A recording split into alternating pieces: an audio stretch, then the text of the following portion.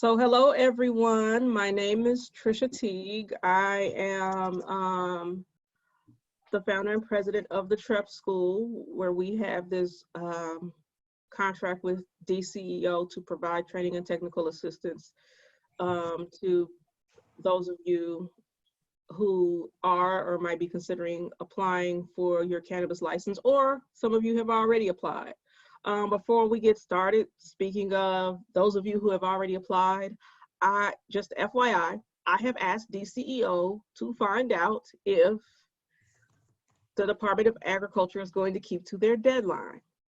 As you all know, those of you who have already applied, the deadline for them to issue their licenses is July 1st, which is basically a week away, less than a week away.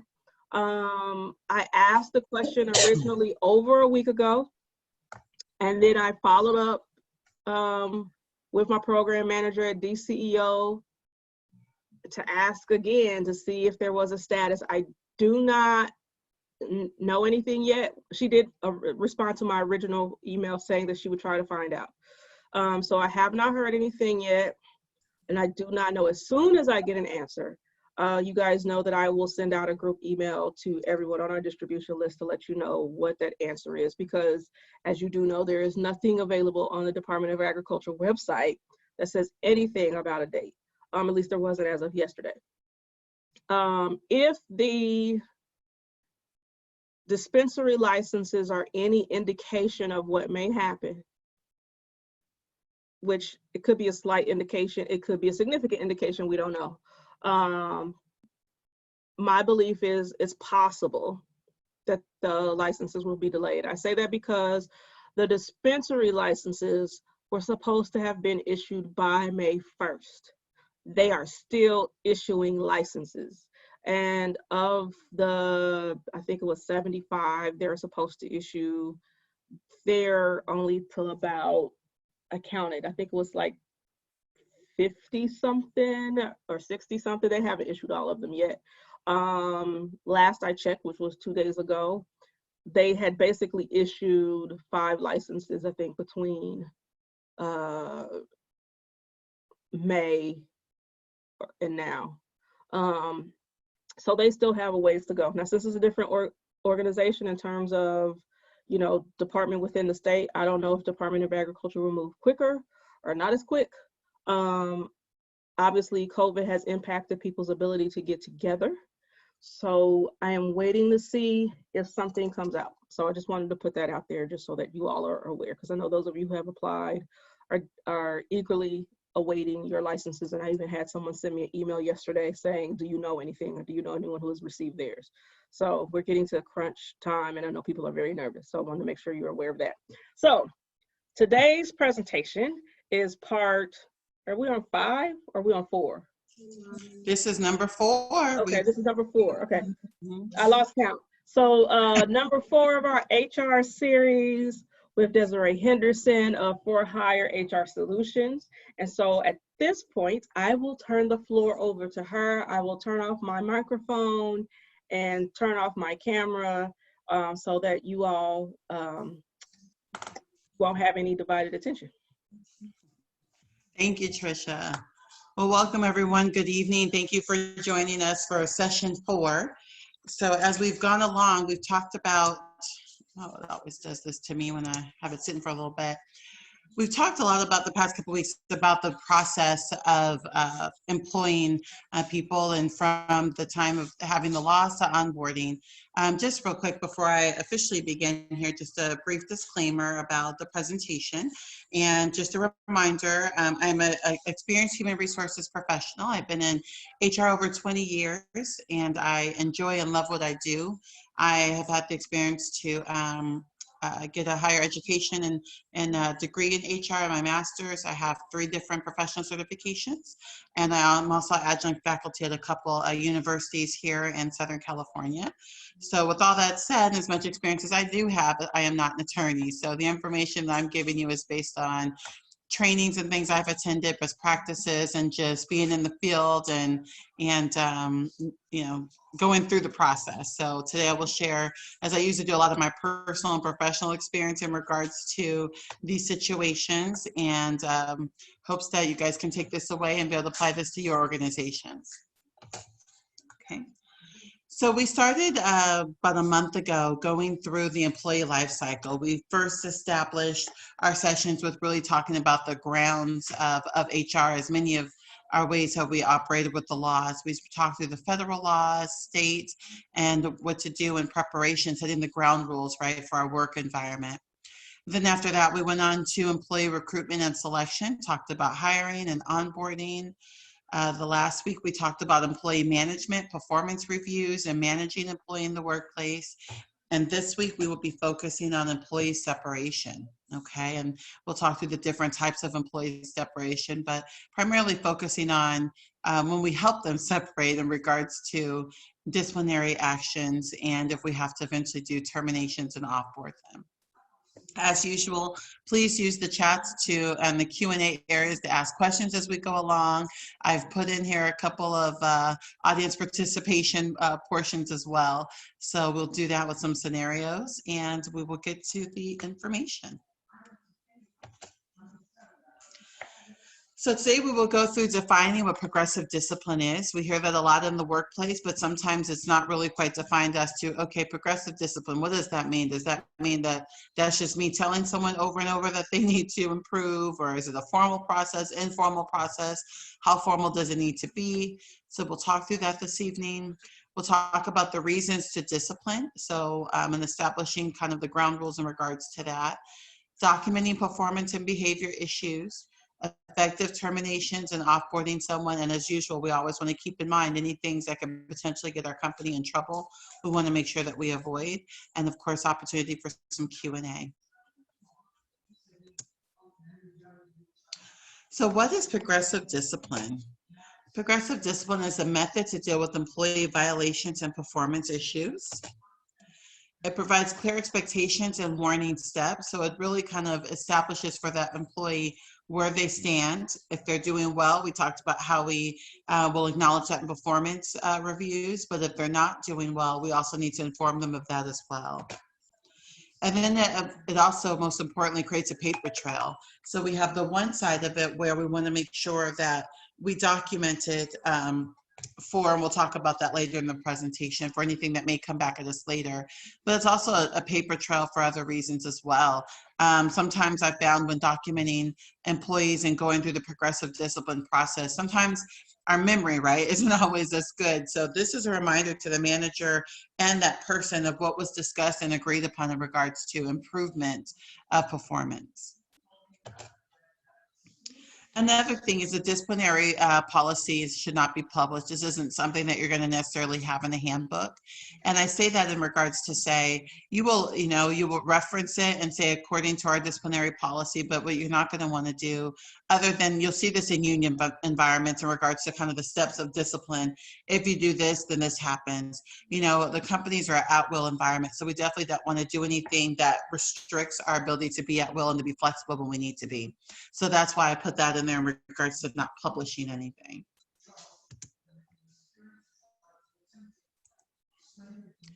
So when we're taking a look at disciplining, we need to first determine what are the situations where discipline might occur. So when we take a look at starting the disciplinary process, we take a look at determining whether these issues are going to be performance-based or behavior-based. About 9.9999 times out of 10, your issues are going to fall within these areas. When we talk about performance, we're talking about things that both areas they have control over, but performance is sometimes going to be a little more long-term. That's someone who can't seem to get their goals, lack of results. So that's kind of more to do with their exact job description, job duties. When we talk about behavior, we're talking about misconduct, negligence, insubordination, poor attendance is an example of that. These are controllables that it's typically in someone's nature, whether they're going to do it or they're not. So when these situations come up, we're going to take a look at, okay, let's investigate the situation. Let's take a look back and say, okay, let's get to the issue. What really is the problem? And then once we define and put it in kind of our performance or behavior box, then we know how to best deal with it. And that's not to say that employees are going to always fit in one box or another. You may have an employee that has multiple issues. They may have attendance issues along with not, meeting the goals. And then another thing we talked about, don't delay discipline. We want to impose disciplinary actions and immediately. So sometimes we could run into issues when we take too long into doing discipline. Sometimes employees have short memories. They don't remember 2 weeks ago what they did. And then it also goes to question, well, if it was that bad, why didn't you address it at that time? So we definitely don't want to wait too long to impose discipline. And we want to make sure that document discussions and disciplinary actions, making sure that they're taking place.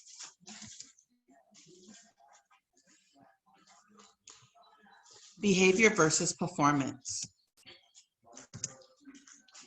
When we come to behavior problems, we're going to take a look at policies and rules, procedures. That's going to be your misconduct. Misconduct can be anything from theft to violence in the workplace.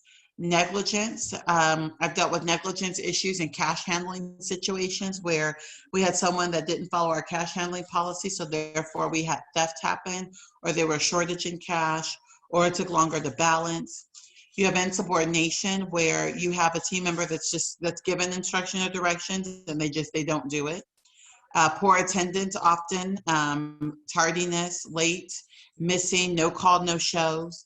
Those are types of behavior problems. When we see, again, behavior problems, we want to, just as any discipline, start the discipline process immediately in addressing that. It could be as simple as a verbal, and we'll talk about the progressive discipline soon, but it could be as simple as, hey, Mary, I noticed that you were, 10 minutes late again today and that you've been late all day this week. If you're going to be late, please let us know. And if you can, please try to be here on time. Please be here on time. So that's as simple as addressing it and then documenting it in your notes for further records to reference, so that if that behavior continues and you have to take it to the next level, you have some guidance in regards to some dates and times to reference when you address that employee again. Avoid setting timeframes for improvement. And you're going to see a little difference between this and performance. When we're talking about behavior issues, that's they're able to control that. I can, for the most part, control myself getting to work on time. I control whether I set my alarm clock and get up in a timely manner. I control if I wait to the last minute to try to eat breakfast or not. I have control over that. Granted, there's the, maybe freeway accident or something that may happen here and there that's out of the norm. And if that's the case, then that's the case. It's going to be out of the norm and not a regular issue. So it's not something that a manager will have to address. But if I'm someone that knows the policy and it's easier for me to put the cash in the vault without counting it and different things like that, those are things I can control, and those are things that should be fixed immediately. We don't want to put someone on a performance improvement plan and say you have 30 days to come to work on time, right? We can figure it out sooner than later, get to work on time, or that's my job. So that's why on this regarding behavior problems, we won't have to worry about, avoid setting, have to set timeframes for improvement. Performance problems. When we're looking at performance problems, we're looking directly kind of attaching to that job description and what they are, what they're not doing. That can be sales goals. If I'm sales and I have a certain quota I'm supposed to get every month and I can't meet those, that's performance. Lack of knowledge or understanding on the procedure or process or concept. Maybe it's a training issue. That's something that a training can fix, or getting more practice at it. So those are the times when we may give someone more time to be able to correct their performance, because it's going to take more training and more follow-up, most likely. So we want to determine the cause when we deal with these. So when I say, over time, that's us establishing, is this a training issue? Is this because, as many jobs do, right, we call it trial by fire. When you start a company, you get about a half day of orientation. but they've needed this position filled for a long time, so they throw you right into it, right? So there wasn't really that time to really get acclimated and learn the processes properly. So sometimes we have to take a step back and do that. So that's determining the cause and really taking apart what are some reasons this person's not meeting the job requirements. And then we determine, do we need to provide assistance and training as determine the performance improvement? And then that's when we are going to have some time frames, because then we're going to say, okay, team member or employee, we're going to give you 30 days to, go through this training again, or review the procedures, or shadow someone, or have someone shadow you and work side by side and have a trainer with you. So those are the ways that we're going to address performance problems. So those tend to typically take a little bit more time to fix, because we're giving that person an opportunity and chance to see, do they really have the abilities to do the job? And that takes time to assess.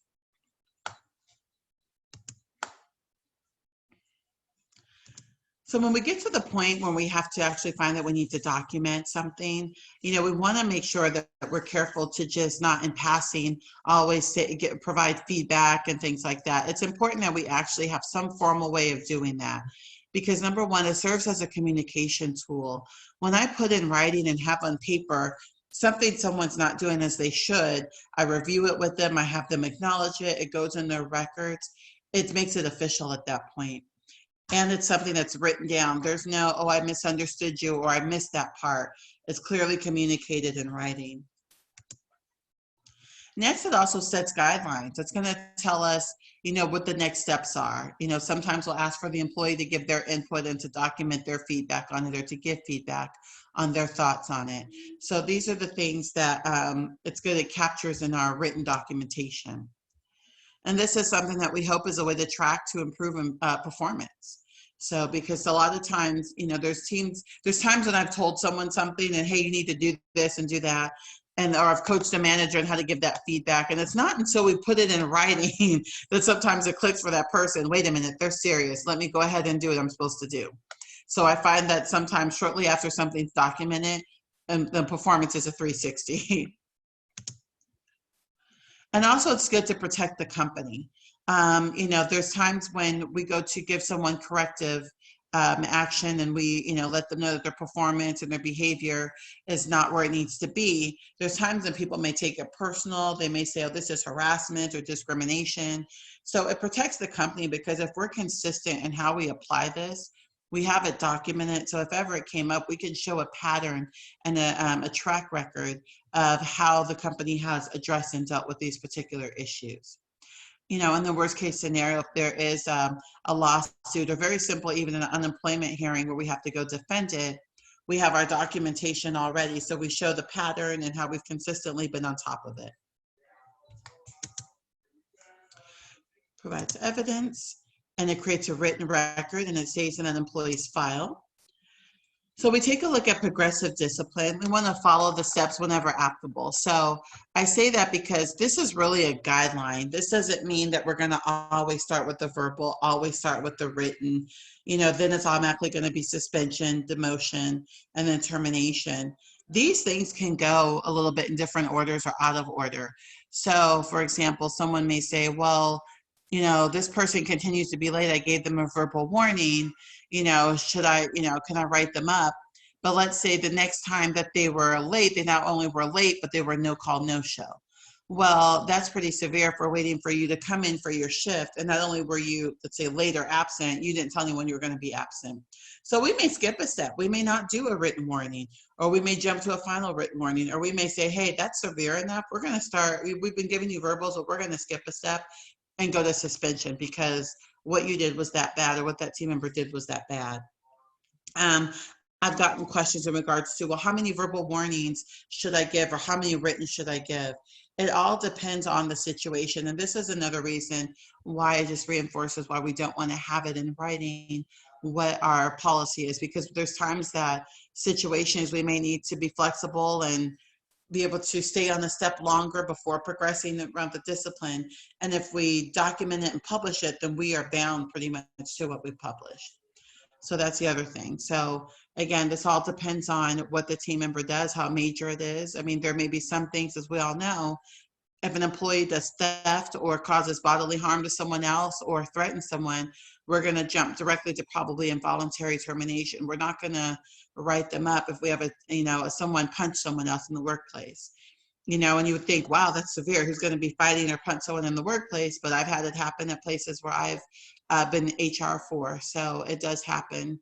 And, there's things that are just zero tolerance. So progressive discipline steps. So we start with our verbal warning. So we're going to use the verbal warning when it's an infraction or a performance issue, something somewhat minor that we're just giving someone a heads up on. We don't want to scare them to death. We don't want to come down with the doom and gloom so immediate. It's kind of a, hey, I've noticed this. It needs to be corrected, and that's about where we're going to leave it at this point.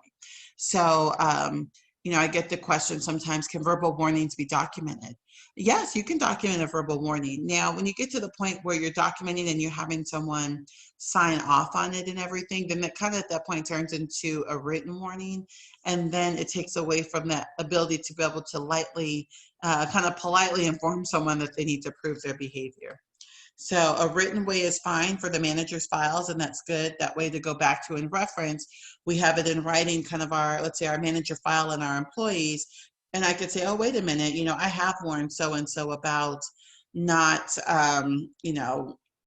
overriding the system first before, turning the panel, and that you have to do it reverse, and then they did it again. So if I need to escalate it, I have documentation and the date that I've had the discussion and what was discussed. So here's a sample of what you could use, a form like this to record the verbal warning. So this is just something, again, that a supervisor can keep in their file. And this doesn't even have to be a form. This can be as simple as you jotting it down on a tablet, on a notepad. I used to keep copies of documentation and employee notes for my employees just in the electronic record, because number one, it's easier for me to write it down that way and to type it out than write it down. And I could read it better than if I'm jotting something down real quick. So, and if you need something a little bit formal, this is a way to do it as well.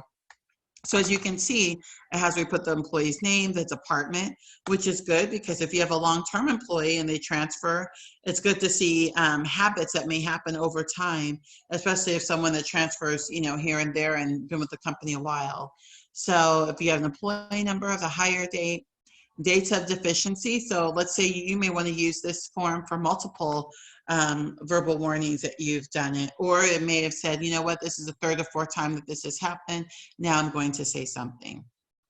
So we have that as well. So you put the dates in here, the nature of the deficiency. We're going to put what is the behavior performance that was deficient.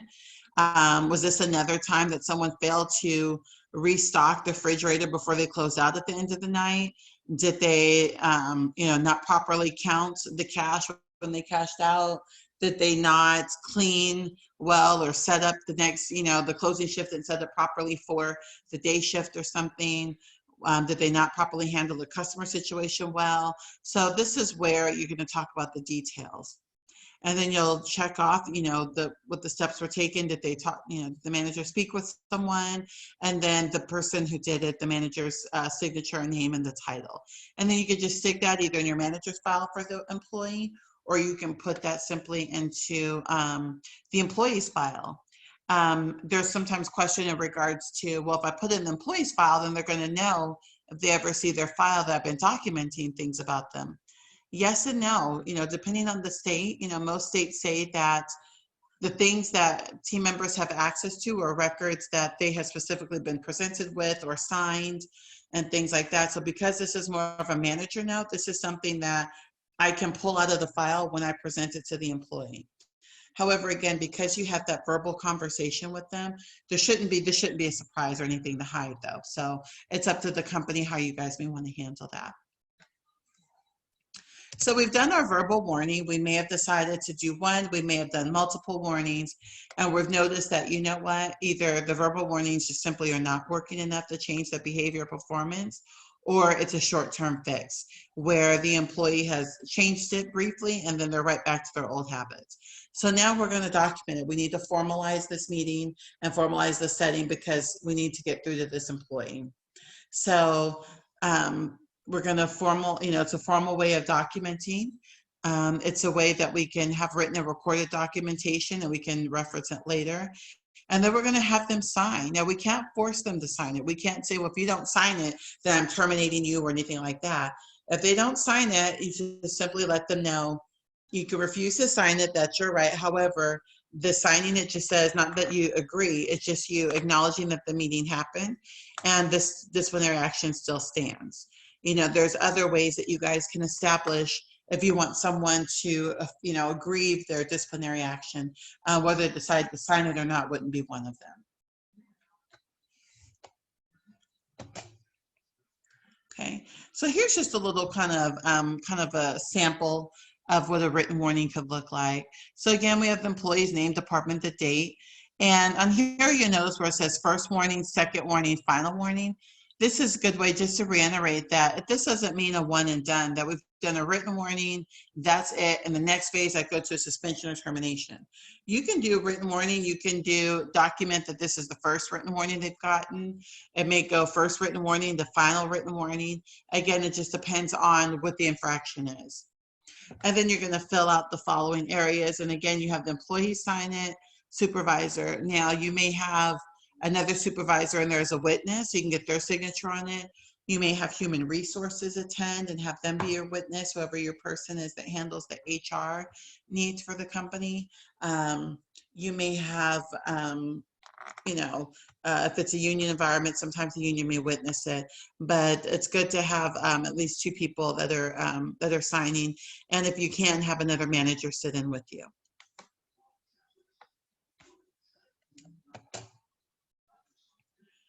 Progressive discipline steps. So we get to the final written warning. Again, the final written warning is more of a suggestion, but this is something, again, you're trying to show that you are really trying to work with this employee. You have, let's say in the situation, you've had multiple verbals that you've given, you put it in writing, and this is something, you know, I use attendance as a really good example for this because you have people that are just, it's just in them, they're just not good timekeepers and they're going to be late. So this is a good way to just continue to communicate because you hate to terminate someone who's otherwise maybe a decent employee because they're 15 minutes late 9 times out of 10, you know, 3 out of 5 days of the week. But with that said, we do need to impress upon them the importance of being there. So this is when performance and behavior issues continue. And now the other steps that can occur prior to termination, you're giving them every chance. Termination may be the next thing right after this, or you may decide to do a suspension after this.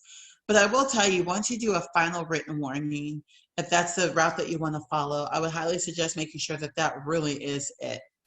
I can't tell you how many times I've seen where companies, you know, and I can see if employees are over time, but in a short amount of time when the company will give a final written warning multiple times to the point where it's like, okay, we have 4 final written warnings in 6 months. How, you know, what message does that send to the employee? You know, when are they going to think, well, okay, this is the final one? You know, it's like, okay, well, this is what we do. I got my first final, here's my second final. You know, at some point you have to pull the trigger and terminate the person. So be careful when you decide to use a final written, if that's when you're actually ready to utilize it. Other questions I've gotten is they'll say, well, I have an employee I gave a final written to December of last year, and now I'm in July, and they've done something again. You know, now do I have to terminate them? So, right, so I see how that can get a little tricky, and it says, well, let's take a look at how long ago it was. So that was 7 months ago, almost a year ago. It's safe to say that after 6 months, we can potentially look at restarting the disciplinary process for something. So where that final written was the written at that time, now this is kind of like a new day, new year, new time with this infraction or another one. And we're able to then at that point, as a new start of progressive discipline, do another final written as a part of that process. Okay. You want to make sure that before you present the information to the employee, to review the documentation, confirm that everything is accurate, confirm the dates and things and the amounts. I have had situations in my past where I've sat in with managers as they're given a written warning, and unfortunately they didn't dot their I's and cross their T's before they gave it to the person. And the employee was like, okay, you're giving me a written warning and you're telling me that my drawer, let's say, was over $200, and that's the third time it's happened. No, it's not. That was the first time for me, and or wasn't $200 over, or no, that was not the date that this occurred. I didn't work that day. So we want to make sure that we're consistent and that we are, that it's reputable in what we're saying. If our team member, starts to feel like, oh my goodness, this company doesn't pay attention and they're just giving me any old thing, they've got the dates wrong, they got this wrong, what trust are they going to have in us that we're going to properly be managing their performance in that or in any other ways? And then that also pokes loopholes in any cases if we have to continue it further. So that's another reason. So once if you need to write someone up or suspend someone, we want to have that in writing as well. It's good to review it. Have another manager take a look at it, make sure it makes sense. It doesn't hurt to do that, to get a second eyes on it, because sometimes there's things someone else may catch that maybe we ourselves miss because we're so close to the situation. And here's another sample of an employee disciplinary warning. This is one I actually got from a local chamber, but I really like this form. Some managers, some companies are form heavy, some companies don't like forms. This is a great way to consolidate if you had something like this to utilize. As you can see, it has where you can record the verbal warning on here with the details, the written warning, and then if there's any corrective or suspension, you can use one form as a catch-all for every type of disciplinary action you might need to do. So something like this is nice.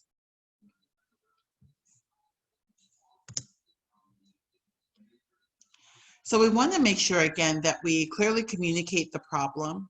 We want to have the employee's information on there and then make sure it's legible. Definitely refer to previous warnings and conversations where this same thing has been discussed. Another question I'll get sometimes is in regards to disciplinary action. Sometimes with progressive discipline, people think, okay, well, this is an attendance issue and I've given them a warning for that. But now they also have an issue with another policy. Do I have to do separate set of disciplinary kind of line for that?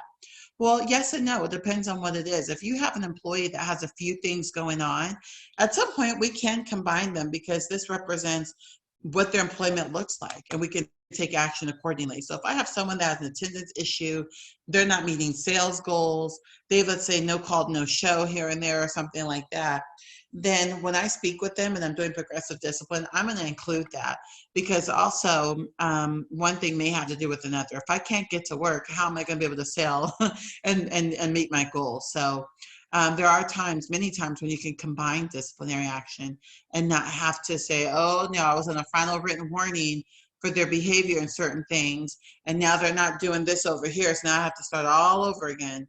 Absolutely not. And of course, make every effort to have them sign the form. Okay, so now we've done our progressive discipline. We've given them verbal warning, so we put them on notice verbally multiple times. We escalated that when that didn't work to a written warning.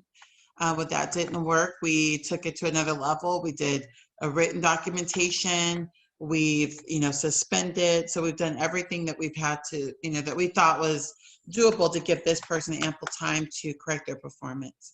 So when nothing else works, the last thing is to let them go, just to have them stay around and hope that they do better when time and time your proof and documentation has shown otherwise. We have to move to the next thing. We want to be careful of any risk dealing with wrongful termination claims or discrimination claims. And that's why we want to be consistent. And that's why we're, making sure that we're doing things by the book and also that we're documenting and that we're being consistent. And then you want to contact appropriate parties to review the documentation before it happens. So if you have an HR person, you can do that with company leadership, a management team, a manager in other departments.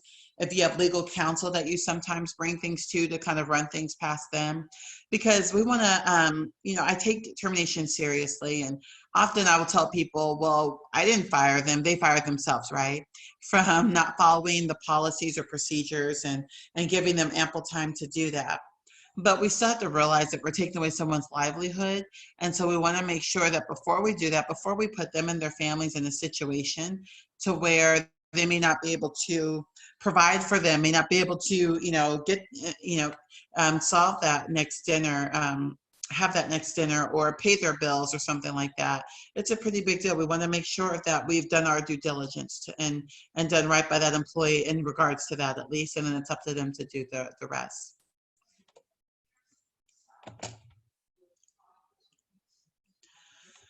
When we're taking a look at having an effective termination, you know, when I've done stuff like this before, people say, well, effective termination, they're gone. So that's effective, right?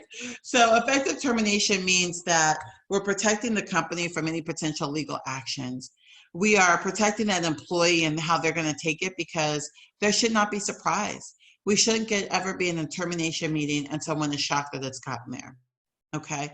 So they're going to say, well, you know, thank you for giving me the opportunity. And when the termination meeting is done right and the progressive discipline process is done correctly, that's exactly what can happen. I've seen it happen before where it's like, well, it just didn't work out. You know, I tried, and well, yeah, you told me, and I appreciate you for always being honest with me, and thank you for the opportunity. And where, you know, your termination meeting can actually end pretty decently. You know, we want to minimize the pain for the exiting employee. You know, it can be embarrassing to them. If it's not the first time they've been fired, then, you know, that's even more a blow to the ego and their confidence potentially. And we want to minimize the disturbance in the workplace.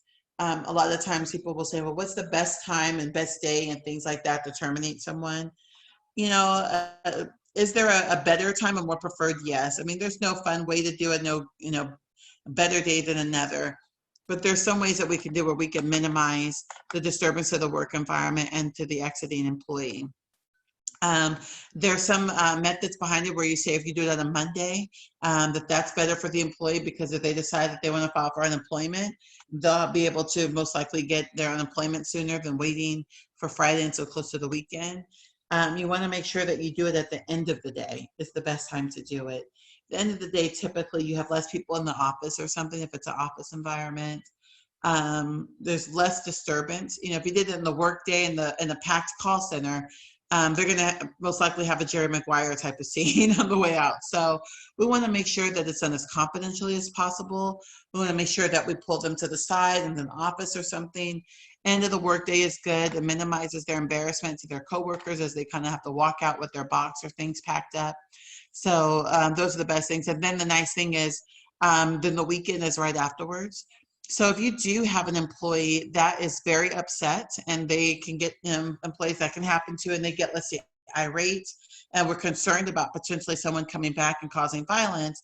Well, typically if we're in a Monday through Friday 5-day week operation, we're closed on the weekend. So it limits the opportunity for that, and hopefully gives that person time to think through it and cool down. Another reason, so that's another reason for Friday too, is that for the employee side of it, it gives them a chance to kind of just exhale a bit. It's the weekend.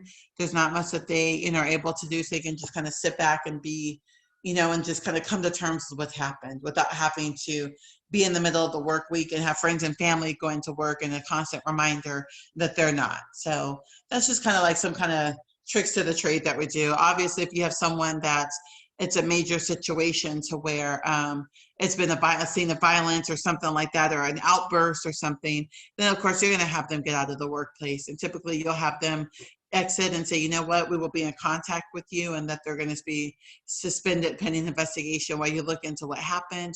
Or just really sometimes that's used as a time to order the employee's final check.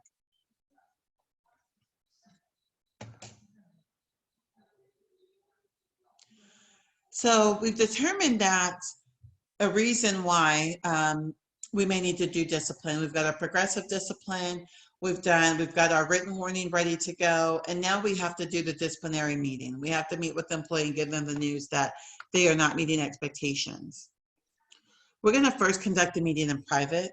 If you have a company that's open and an office area like that, there's cubicles and things, usually there's somewhere, a conference room or something that can be used to have a confidential closed door meeting.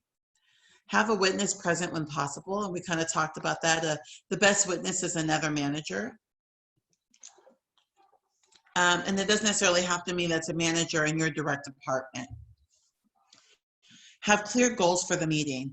If the goal is that this is going to be their last day at the workplace, then that's the goal, is to terminate them and get them out less incident as possible. Clearly state the problem and expectations for improvement. And you not only want to state it, but have it documented again, right? Because again, we're going to have them sign and acknowledge that we went through that communication and that they understand what they're expected to do moving forward. You want to be objective in mind. You're there because the employee has warranted, it's their behavior, it's their performance that's warranted this. So you're going to stay focused.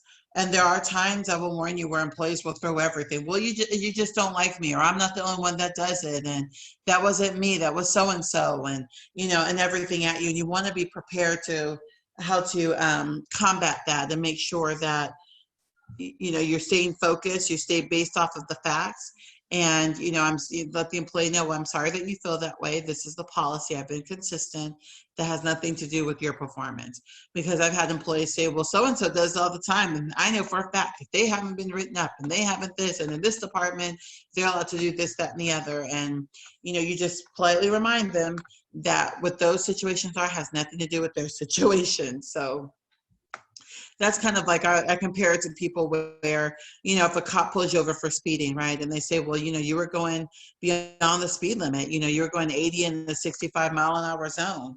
And they're upholding the law, right? And if someone says, well, you're just picking on me, you pulled me over because of this. It's like, it doesn't matter. You're still going, past the speed limit. Well, look at all those other cars. They're speeding by and they're not following the, the speed limit either. Okay, but the speed limit, that has nothing to do with you. Those other cars may get pulled over, they may not, but you're, at the end of the day, still responsible for your behavior and your actions. And that's something that the employees need to understand. Clearly state the problem and expectations for improvement. Be objective, avoid small talk. We don't want to get so sidetracked that we forget the purpose of the meeting. Remember our objective and the goal and what we want to accomplish for that. Yeah, you might have small talk to kind of quickly open and kind of just to break the ice a little bit, and then it's down to business. You want to make sure you have two-way communication. And you may have a time where a team member is not going to say anything. Either they're really mad or really shocked or feeling shy or embarrassed that they're just not going to say anything. We want to talk through that. We want to get their acknowledgement that they realize it's a problem as well. So if we're talking to, let's say, the office manager, and part of their job is to open up the business every day when they get in and, turn the coffee on and different things like that, and they're constantly late, you say, do you understand how this could be an issue? 3 times we've come in and we've seen customers lined up outside because you were late. That's not a good, that's not good, for the business. It's not good this. Do you agree? Oh, yes, I understand how that could be. And, oh, I didn't realize that, or something like that. So it's always good to get their buy-in and talk through it. If I just sit and I say, okay, Martha, you're late every day, the people line up, and that's not okay, and I'm writing you up, and that's it. How do I know? What has she done to acknowledge that I understand this is a problem, and I need to, and where do I get her commitment in that is going to change? So that the next time if it happens, I can say, we talked through it. You committed to me that from now on you were going to be on time. And since then, you've been late every day. So those are the times when we're going to talk through that. Remain calm. We want to time the meeting carefully. We don't want it to be too long-winded, and we don't need to be short either. We don't want to sit down and say, hey, you were late again, I'm writing you up, sign this, and we're done. So we want to make sure it's the appropriate time. Have a follow-up plan with the time frame. And it could be as simple as, okay, now you've told me you're going to be getting on time. I'm going to be watching. So hopefully we don't have to have this conversation again. And that can be it.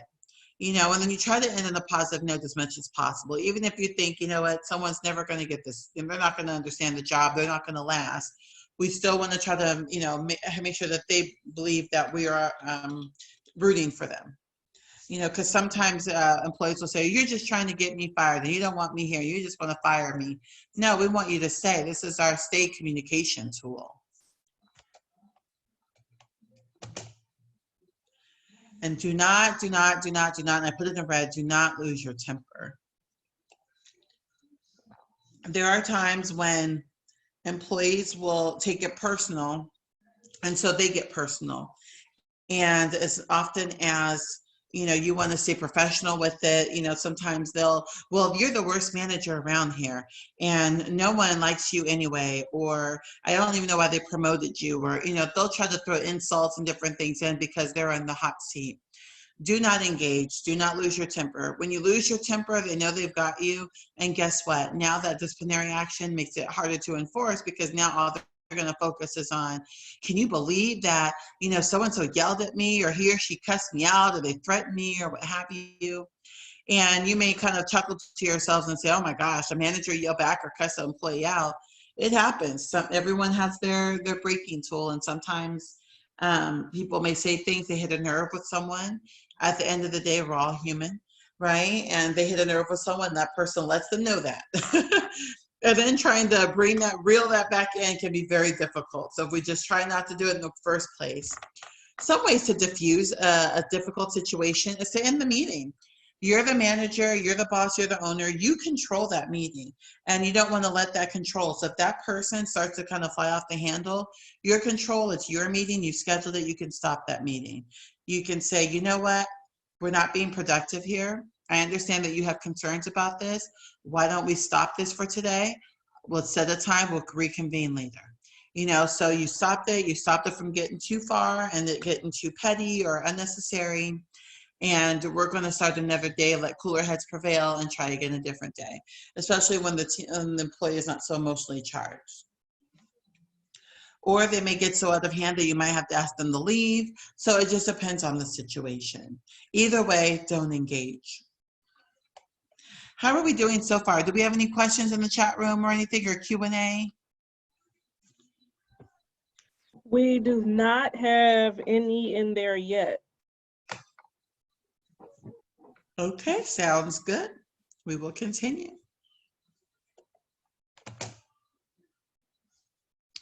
All right, so we have some examples here. So we talked about the beginning about performance versus behavior.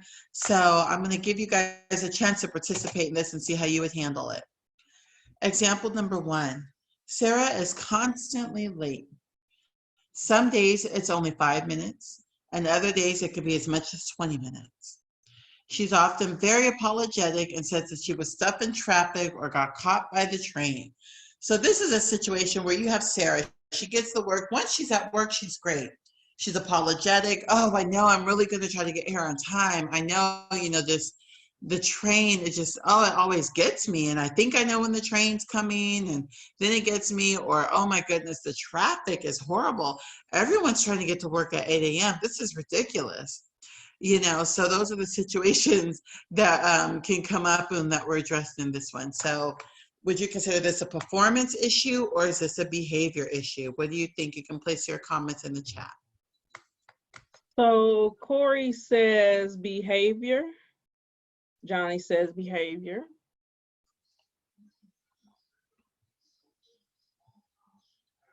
And I know we have more people here, so I'm waiting to see if other people will type. Okay, absolutely. Oh, and then Johnny added, can lead to performance issues. Absolutely. Good, Johnny. Good. Good job. Thank you. So, James said behavior. James said added behavior. Great. So you guys will all be correct. It is behavior. Like we said, behavior is, it's something that they can control. And they may, she's throwing out this situation, circumstances where she thinks are out of her control, and she may not like the option, but it is in her control. So for example, that for some reason you have bad luck and happen to catch the train every day, but I know that maybe if I give myself some more time to get up early in the morning and leave earlier, that if that train does come, I have built in an additional 10 minutes that train may take up to make sure I'm at work on time. I'll give a good example. I had an employee in a department that had, I think it was Johnny that said it, his point, where it was both. She had a lot of absenteeisms, was not there a lot. When she was there, was late. Her manager made the mistake by trying to accommodate her lateness by allowing her to start later. So her start time was 8 a.m. and she said, oh, I have to come over the hill. Some days the hill, it's snow, and some days it's this, that, and the other. And it's just hard to get here on time. In fact, it's even, impossible. It's kind of like she made it seem like we were setting her up for failure. Like, how do you expect me to get here at this time? So she did that. And then, so they bumped back her start time to 8:30. She would be late for 8:30. So then they bumped her start back time to 9 o'clock. And guess what happened at that point? You're right. She was late for 9 o'clock as well. She wasn't as late, but she was still probably at least 10 minutes late. And I'm talking every day. So it finally got to the point where her tardiness, along with her absences, affected her work and her performance and the knowledge of her work. She had been there almost 2 years and still was having issues with some of the basics of what their job entailed because of how often she was in and out.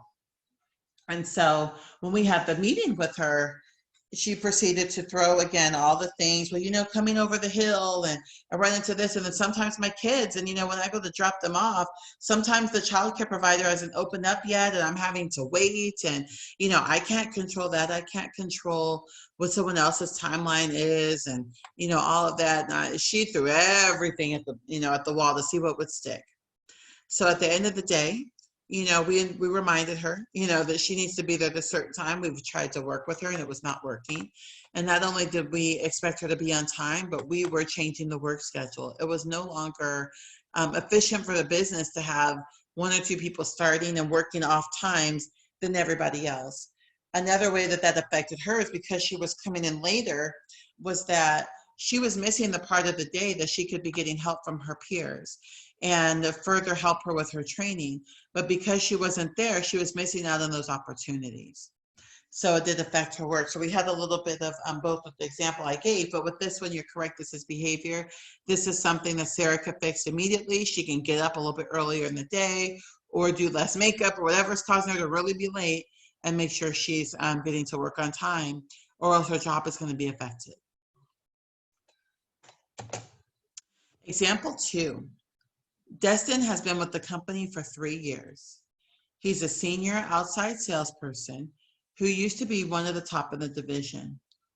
During the last 2 months, though, Destin's sales have dropped dramatically. Every month he was consistent where he was meeting them, now he's not. And he's often to get a hold of during work hours. He's kind of MIA. Is this a performance issue or a behavior issue? What do we think immediately the primary issue?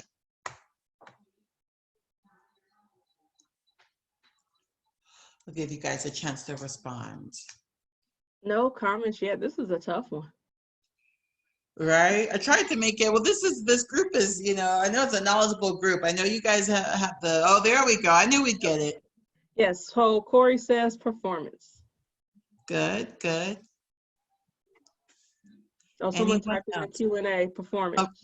Okay, all right, excellent. Right, so. Johnny said performance also. Another comment for performance. All right, okay, there we go. And you guys would be correct. So some of the key portions in this were around performance were, we talked a little bit about not meeting goals and expectations, and that's exactly what Destin is not doing. He's not meeting those goals. So it is a performance issue. And so again, kind of what we talked about in the beginning, when we're taking a look at a performance issue, this isn't something I can say, hey, Johnny, go out there, sell your tail off and make these quotas and you're done.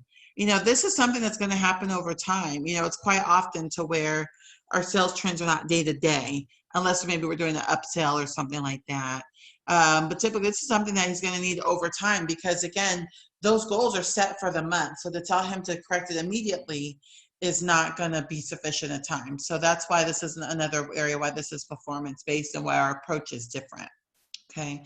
And this is going to give us time to, maybe it's more training. Maybe he's not familiar with the new twist in the products. Maybe he's not as familiar with the new territory that he was given. Maybe he's got personal stuff going on. That can happen too. So those are the things that we're going to be doing to work with him on improving.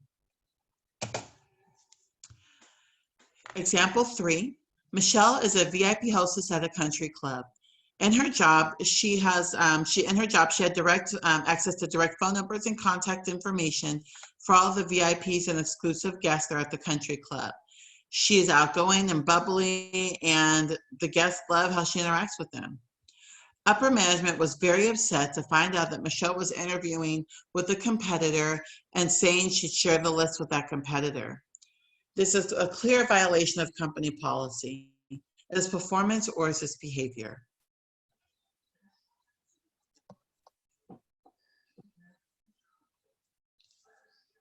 What are we thinking here? So as we kind of Okay, we have behavior.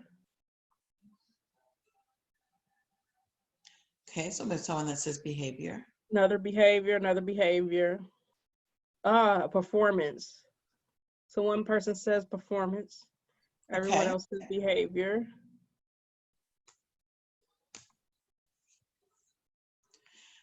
Another one said performance. Wow, we're almost kind of split there, right? But now, so on this one, this is a behavior issue. So if we're looking at performance, this would have been more of a performance as if, you know, her job as a VIP hostess is to get the VIP guests to spend maybe a certain amount of money when they're there, or to get them in the country club so many times a month, and she's not doing that. She's not meeting certain matrix. That would be more of a performance. Behavior is more connected to direct company policy. So I'm quite positive that a company policy with most do has to do with confidentiality, and your guest list, customer list, trade secrets is something that, you know, going to be covered a lot of times over a company's confidentiality policy, ethics policy, or something. So when she's in clear violation of that, knowing that it's wrong, because when we're looking at our policies, those are going to be clear, kind of black or white, either it's yes or no. So, you know, there's no gray area, there's no training that would help her improve and not to give out the, you know, the contact information for these guests. So that's why in this situation, this is behavioral. This is aligned with her morals, her values, her ethics, and how she chooses to deal with this exclusive list that she has. Good. Thank you guys for your answers. Thank you.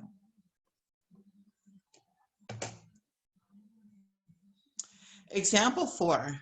Joseph is a great customer service representative and is often able to diffuse customer complaints quickly and positively. However, that's if you can get him on the phone or to return a call, which he often gets complaints about. Is this performance or behavior issue? What do we think? No comments yet. Okay, we've got performance. Okay. Performance, 2 performances. Another performance. Okay.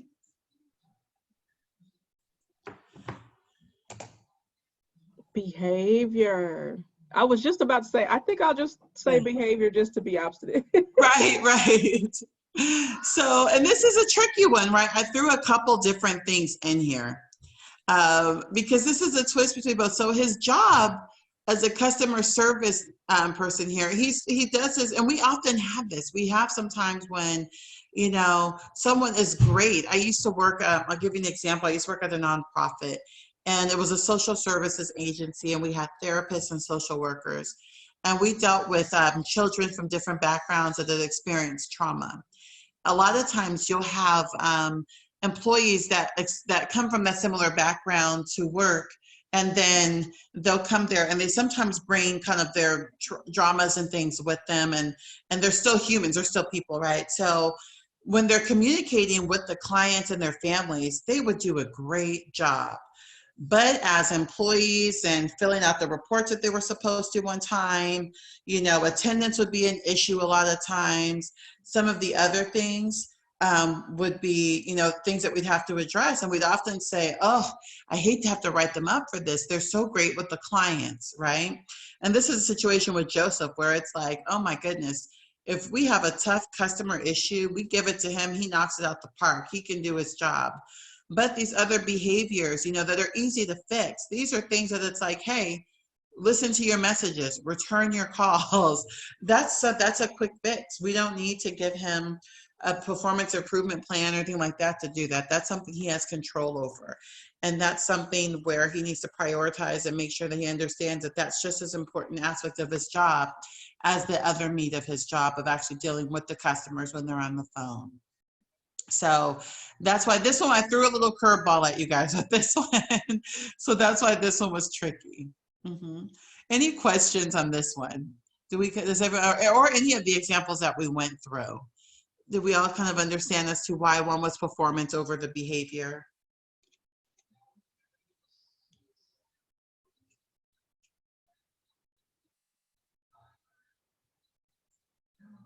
Okay, well, sounds good. No comments. All right. Comments. Okay. So we've done what we can. Excuse me. We have done our progressive discipline. We have done write-ups. You know, they keep saying that they're going to change, or sometimes they don't. You have some employees that just sit there and they listen and say, okay, where do I sign? All right, sign right here, and there you go. You know, the important things is we have done everything we could to notify them that there is an issue with their behavior, performance, and how they're doing their job, and that it may need to they may be terminated. So we get to the reasons for now. We may have to terminate. Now, as I said before, we may not even go through progressive discipline, right? Because if we have something that's misconduct and a major violation of company policy, that's it. If we have someone that we catch doing stealing from us, falsifying documents, harassment in the workplace, discrimination, threatening someone, violence in the workplace, those are kind of an easy, you know, coming to work intoxicated, drugs in the workplace. Those are a one and done, as I call them. Those are, you know, we used to say, do not pass go, do not collect $200, you're out. So those are something we're not going to do progressive discipline on. So that's going to be a termination. You know, unsatisfactory performance, they're not meeting goals, they're not getting the job. Unsatisfactory completely of job duties. They just, again, they're not getting it. Repeat issues of attendance is another reason, failure to improve. And then you also have organizational layoff, reduction in force, removing that position. But those are some reasons why we may have to terminate someone. Excuse me. So we get to the point where we see that we have to terminate. Do we have a question in the queue? I'm sorry, or is that left over from before? No, I think this is new. So it is a question. It says, what is the purpose? This is a good question. What is the purpose of categorizing violations by either performance or behavior? Do they entail different legal processes? Oh my goodness, thank you. That's a great question. Absolutely. So the reason why we want to categorize it, because it lets us know how we're going to approach it. So especially in regards to performance, for example, something that's going to take a while for us to work with. This is going to help us determine if we know that it's a performance issue. So that helps us know, okay, how can we help someone improve their performance? Do they need extra training? Do they just need more time doing it? Is there something we're missing? You know, so this is going to be our strategy and how we're going to work with this employee on improving. So if it's behavior, it's going to let us know how to approach that as well. It's going to have us maybe connect it more to the policies and procedures more. It's going to maybe even change how fast we go through progressive discipline, right? Because we know that if we determine it's a behavior, we've determined that this is something someone can fix fairly easy sooner than later. So we're going to expect faster improvement on this than we may if it's a performance issue. So that's pretty much the number one reason why we want to determine what we're dealing with so we know how to approach it. Great question. Okay, so we have our termination meeting. And I'll tell you, different, even HR professionals sometimes have a different approach on the termination meeting. But one of the things is that you want to make sure what's happening. You're going to let them know you're terminated. This is a termination meeting. Now, I tend to ease into that when I do my meeting, because again, I want them to come into an agreement as they can see how we've come to this point. And then I have some managers I've sat with and other HR professionals where they'll cut to the chase, and within the first 30 seconds, it comes out. You know, where they say, well, thank you for sitting here today. I'm letting you know that today will be your last day with the company. And this is, so moving forward, you would no longer be with us. This is your, and they hit it right in the beginning, and to me, that's kind of, it's kind of ouch. And sometimes I'll ease into it and kind of walk them through, well, we've been talking a lot about your performance. And as you know, we've recently concluded your performance improvement plan. And from week to week, we've been meeting, and most of the weeks you have not met performance. So because of that, because you have failed to be able to improve and successfully pass that process, today is your last day. We will be letting you go. So I kind of ease into it a little bit. It's how I do it. Everyone's a little bit different, but you do want to make it clear that this is what's going on. I have also sat in with managers on meetings where they allow too much time, and they're kind of getting back to as if they were kind of still in the investigation process again. And, yeah, so I think you did this, or I heard that, and they're rehashing kind of old things. It's like, no, we've done that already. We've cleared that up. We're to this step now. Because when you do that, it leaves room for the employee to think that they still may have a chance, when that's not the case. Because when you walk into that room, you walked in and with the intention of letting them go. Every now and then, unless there's something earth-shattering that they tell you that you're like, oh wow, this changes everything, and I'll tell you that's few and far between, that they may say something that it's like, oh wow, we need to really take a look at this. And now that we have that information, then we do it. But otherwise, that's the meeting, and that's a decision that we've come to, and it stands. So again, it's good to have a witness present. Be prepared for the employee's reaction. And I say that because we never know quite maybe how someone's going to react until they do it. But we have known now, because we've had the meetings with them, we know how they've responded to them. Someone who's going to cry. I've had people cry before, so I know, wow, yeah, they've teared up with the write-up, so I'm sure they're going to cry during this time. Or they're argumentative, or they're going to be angry, or what have you. So we're going to be prepared for that. Sometimes it comes out better where it's going to be where we think someone's going to argue with us or be disruptive or whatever, and they just kind of listen, they take it, they understand, and that's it. And it's like, wow, okay, that was refreshing. Didn't expect it to go that way. And I've even had some people say, well, you know what, thank you so much. Thank you for the opportunity. And, I understand. This isn't for me. I just couldn't get it. And, and that's a good one too. I had an employee that was a promising assistant manager, and he made the mistake of, it was at a fast food chain. And, a lot of times different restaurants and places, they will have a private parking lot, and they'll say private property, and you'll have tow truck companies that will come and they'll try to get your exclusive business and say, hey, can I have exclusivity? And sometimes they'll even give you a kickback that, hey, every car I tow from here, I'll give you $50 or $20 or what have you, if you call me when you want something towed, if I'm your company. And, sometimes people are like, okay, no problem. So this was a situation where we had a company designated for this site that the store manager had put in place. And another company in the meantime had approached them about having exclusivity.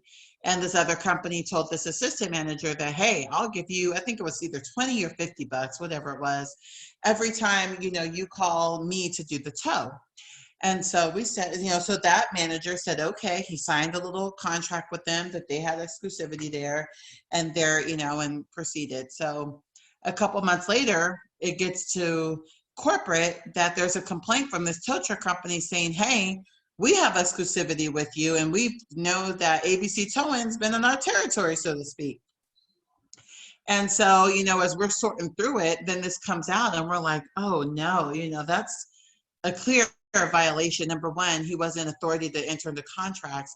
And number two, how are you going to take a kickback for something at work? So that was just bad all the way around. And he had been part of our manager development program and all kinds of stuff. So, I had to do the termination meeting, and I just told him, I said, my famous line I use is, you tied my hands. You tied my hands, and oh, I hate to do this. And you were so, you were doing so well. And this was just not a good choice. And there's nothing I can do. There's no coming back from this. And he told me, he said, thank you so much for the opportunity. And he's like, I'm just so embarrassed, and I get it. And I just want to take my check and I just want to go. And I'm so sorry that you had to do this. And he apologized to me for having to term him. So sometimes that happens.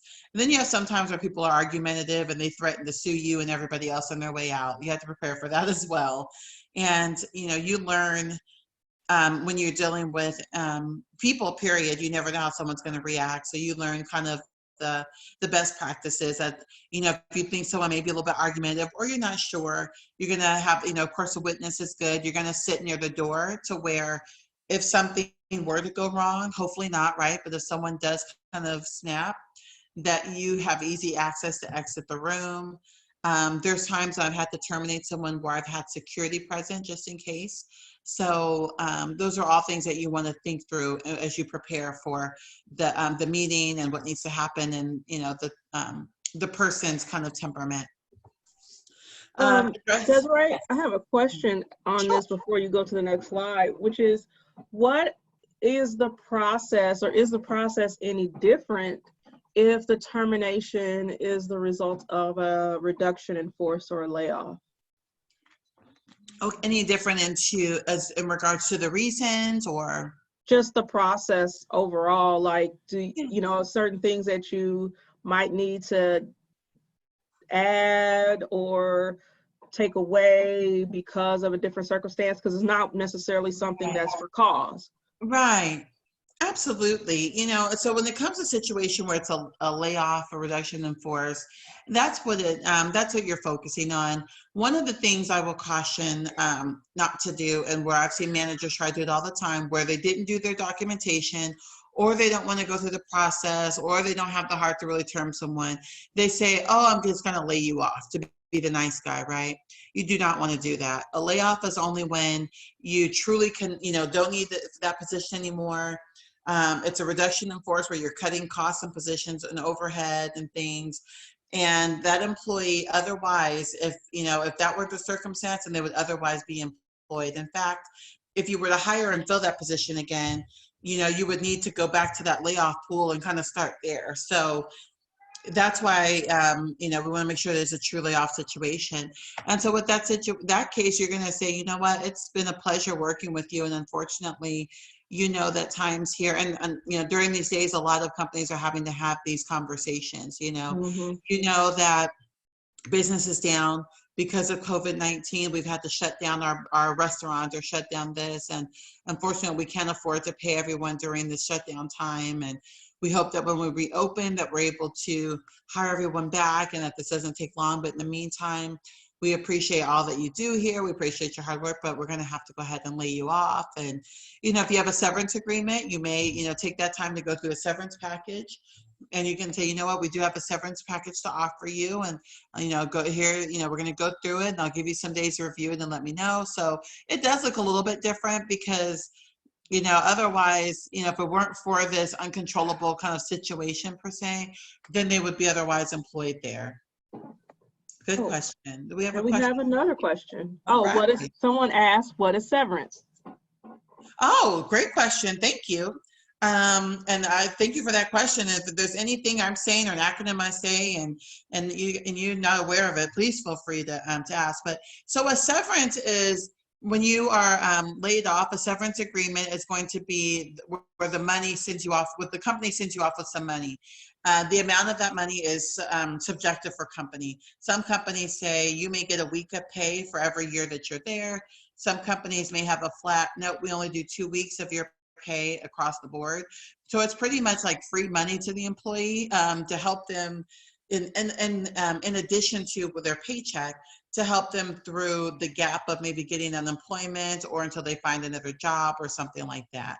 It kind of eases the blow a little bit in the sense of having to lose their income so suddenly. And the severance isn't anything that's mandatory. There's no law that says if you lay off someone, you have to give them a severance. So another reason why a company will do a severance is because along with that severance will be an agreement. And the agreement a lot of times is the company's opportunity to have the employee say, okay, we're going to give you this severance, but we have strings tied to it. There's some exceptions to it. So the strings that we're going to attach is that This severance also includes any payouts that we owe you, any future claims of discrimination that you may be thinking to file against us, or harassment, or wrongful termination, or whatever it may be. We're going to lump that up. And when you accept this severance, you're accepting this payment as settlement of most of those claims. There's a couple claims that can't be tied in there, but 9 times out of 10, you can settle those within it as well. Because of course, when someone doesn't work for you anymore, that's their time that they're most likely going to file a lawsuit. So it's just a protection of a layer of protection for the company as well. That was a very good. That was a great question. Yeah, thank you. Okay. So some other things. So you want to be ready with everything in your final termination meeting. If it is a reduction in force, a layoff, you're going to have your severance contract on hand to go through. It's good if you have the last paycheck with them. Anything regarding benefits, you walk through that. You talk about COBRA eligibility. If they've purchased extra insurances and things like that through the company, how does that work? Can they take that with them? Do they pay those companies separate? All of those. If they have a 401k or retirement plan with the company, what do they do with that? So you kind of prepare to go through that with them. One of the best ways to do that is have already come like a cheat sheet of FAQs, frequently asked questions, and topics that it addresses that you can send with them. With that, a lot of states have unemployment notices or packets that have to be provided to them. Make sure you have that on hand to give to them so that they know how that process works.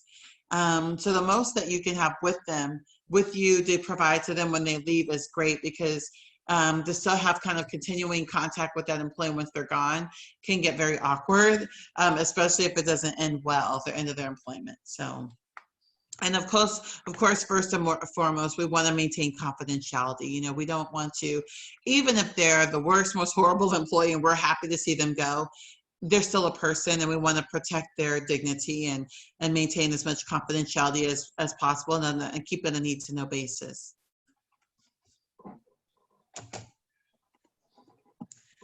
I want to talk a little bit about negligent supervision and retention.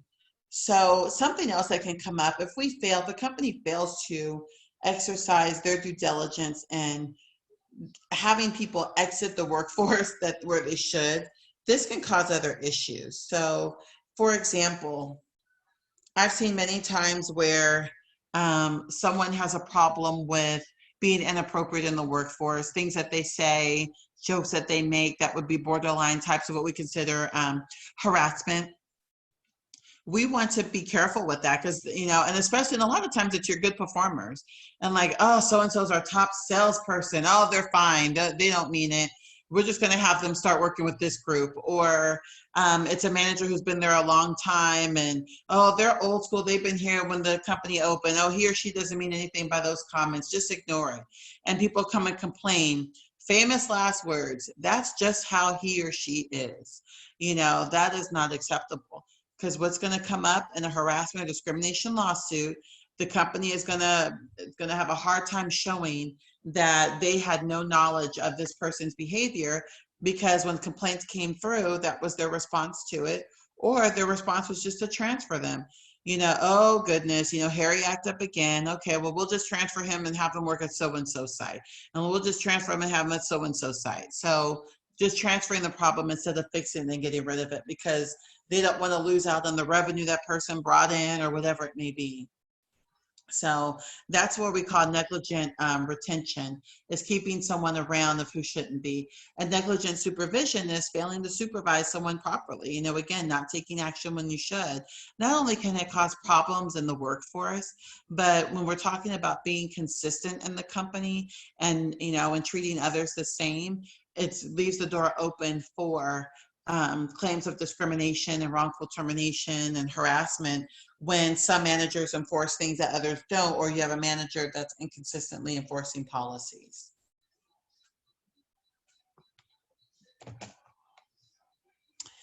Exit interviews. So exit interviews are a good process that I say pretty much every company should put in place.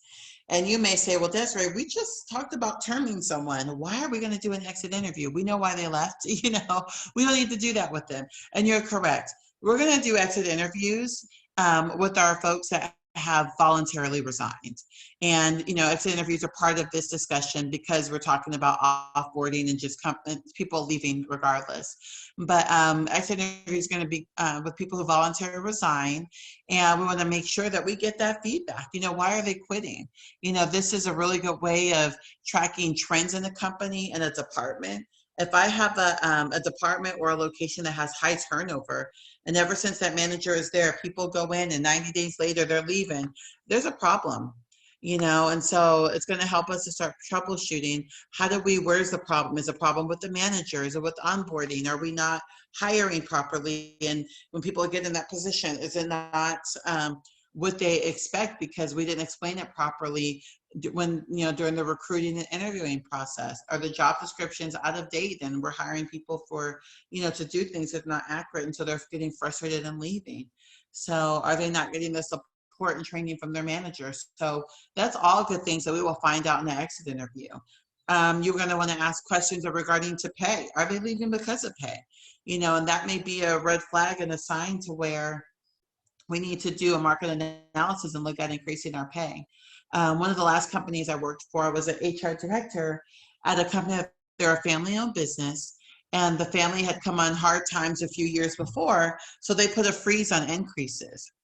Well, the problem was that the freeze was lifted, but it wasn't really communicated properly. So you had employees, believe it or not, working in positions 2-3+ years that never got a raise. So when they finally caught up to it and they were giving increases, now keep in mind, each year we have inflation. So not only are we behind in what we're doing to keep up with that employee, but now we're behind the market value of these positions. So any increases that we're going to give, because it's been a few years, are now going to be below market. So what are people going to do? They're going to leave because at this point they're underpaid. So they're going to leave for $1 or $2 more because they're going to get it at another company. So those are some of the things that would be captured in an exit interview. We're going to also probably capture any training gaps. Like, I was thrown into the job. I got frustrated because my manager didn't train me or didn't support me, or I never got the proper training and things. So that's all great things to learn. And, there's just as simple as you could do a Word document with some questions on it and a checkbox, and they could mail it back to you. You could do it fancier on a SurveyMonkey is a really good way to do it. And so it just depends on the types of employees that you have. Some employees, if you have a group of employees that aren't really technology savvy just due to their industry and job, emailing it in SurveyMonkey may not be the best way. But if you do, then that's going to be the best and fastest way to get results.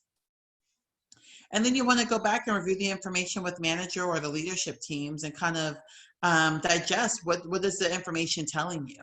If over time we're looking and seeing, and as we're looking at statistics that, wow, 80% of our employees leave because of salaries and the wages, then we need to take a look at that. If most of them are leaving because of a manager or a department or how they're being treated, then we definitely want to address that as well. So we definitely need to make sure you debrief with those. I see a lot of times companies do that. They do exit interviews and they do nothing with them afterwards. It's just a box that they're checking. And at that point, it's pointless to even do it because you're not doing anything with that information. Okay. Any questions on that?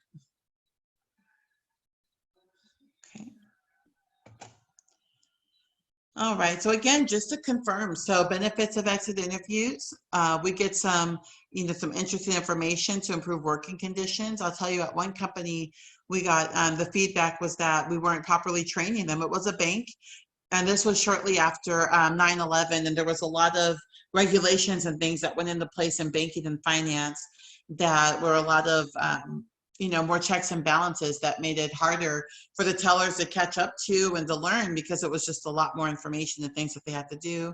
And it was a big deal. They were very careful, and it was kind of high stress for them because, at that time it was being communicated, you get this wrong, you can lose your job. You don't do this, you can lose your job. So, that, of course, that's never a good way to, to kind of motivate someone, but nonetheless, that was what the managers were doing at the time. So, when we got that feedback, we changed our whole training program and everything around it. So it was very beneficial information.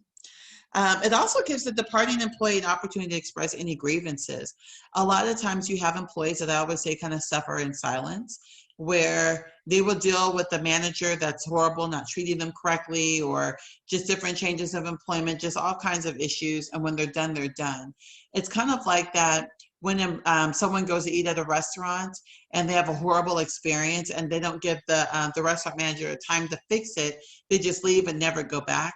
That's something that a company does not want. We want to hear how your dining experience was, how your employment experience was, because if we can help save you as maybe as either a customer or in this situation, employee, we want that opportunity, because the cost of turnover is expensive. You know, every employee that goes out the door now, that's more others. That's where other employees are going to have to fill in. So that may cost us in overtime. It's going to cost us in time to replace that position, the time that position is down. So it's, you know, the recruiting and onboarding of someone is very expensive. So to turn the position over, especially in a short amount of time that someone's with us, is actually costing the company money. So we need a chance to know, can we save this person? Sometimes we can. I've had a chance to save a couple employees where they were on their way out the door and they told us their issues and we were like, oh my goodness, we wish we knew earlier, and these are doable. We can fix these immediate. Can we stay? You know, will you stay? If it's for money, it's not always the preferred method, and it is case by case, but there's times where it's like, wow, we didn't realize you didn't get a raise in 3 years. Hey, what if we bump you up? What if we give you that increase now? And sometimes people will stay with that. So, and then you have, you know, where they're like, no, sorry, it's too late. I've already found another job. I'm excited about this company, so I'm moving on. And it is what it is. So we do have a question that just got posted. What are the most common legal issues you've encountered with this topic, disciplinary termination? Probably harassment and discrimination, that they were discriminated against. So they do wrongful termination based on discrimination. So that's the most common. And it could be discrimination based off of many different things, everything from disability to gender, to race, religion, all kinds of things. And the best defense for that is your documentation and consistency, because the first thing that your employee, you know, when you have to get an attorney, that they're going to want to see is the employee's file that they're going to look through. And they're going to say, do you have any other employees that you've termed for attendance or for theft? They're going to want to see their files, because this is how they're going to defend you. And if they start looking through and they're like, oh, wow, we don't see anything, or, oh, wait a minute, we saw in this situation, why did you let this person stay, but you terminated this person? If we see inconsistencies, then we know how we're gonna, that we may be proceeding with some type of settlement. So yeah, so I have seen that, but I see it less in companies that have better systems in place to track discipline, and where they have a good, strong performance management system. I see it less at those places because they're staying on top of performance. And typically when you do one thing right, you're doing everything right. It's rare that I'm going to have a great process with onboarding and recruiting and drop the ball when someone gets in there. So typically, if I do something very well as a company, we put enough time and effort enough in our systems to make sure we're doing pretty good every place else. And so then you don't see it as much. Great question.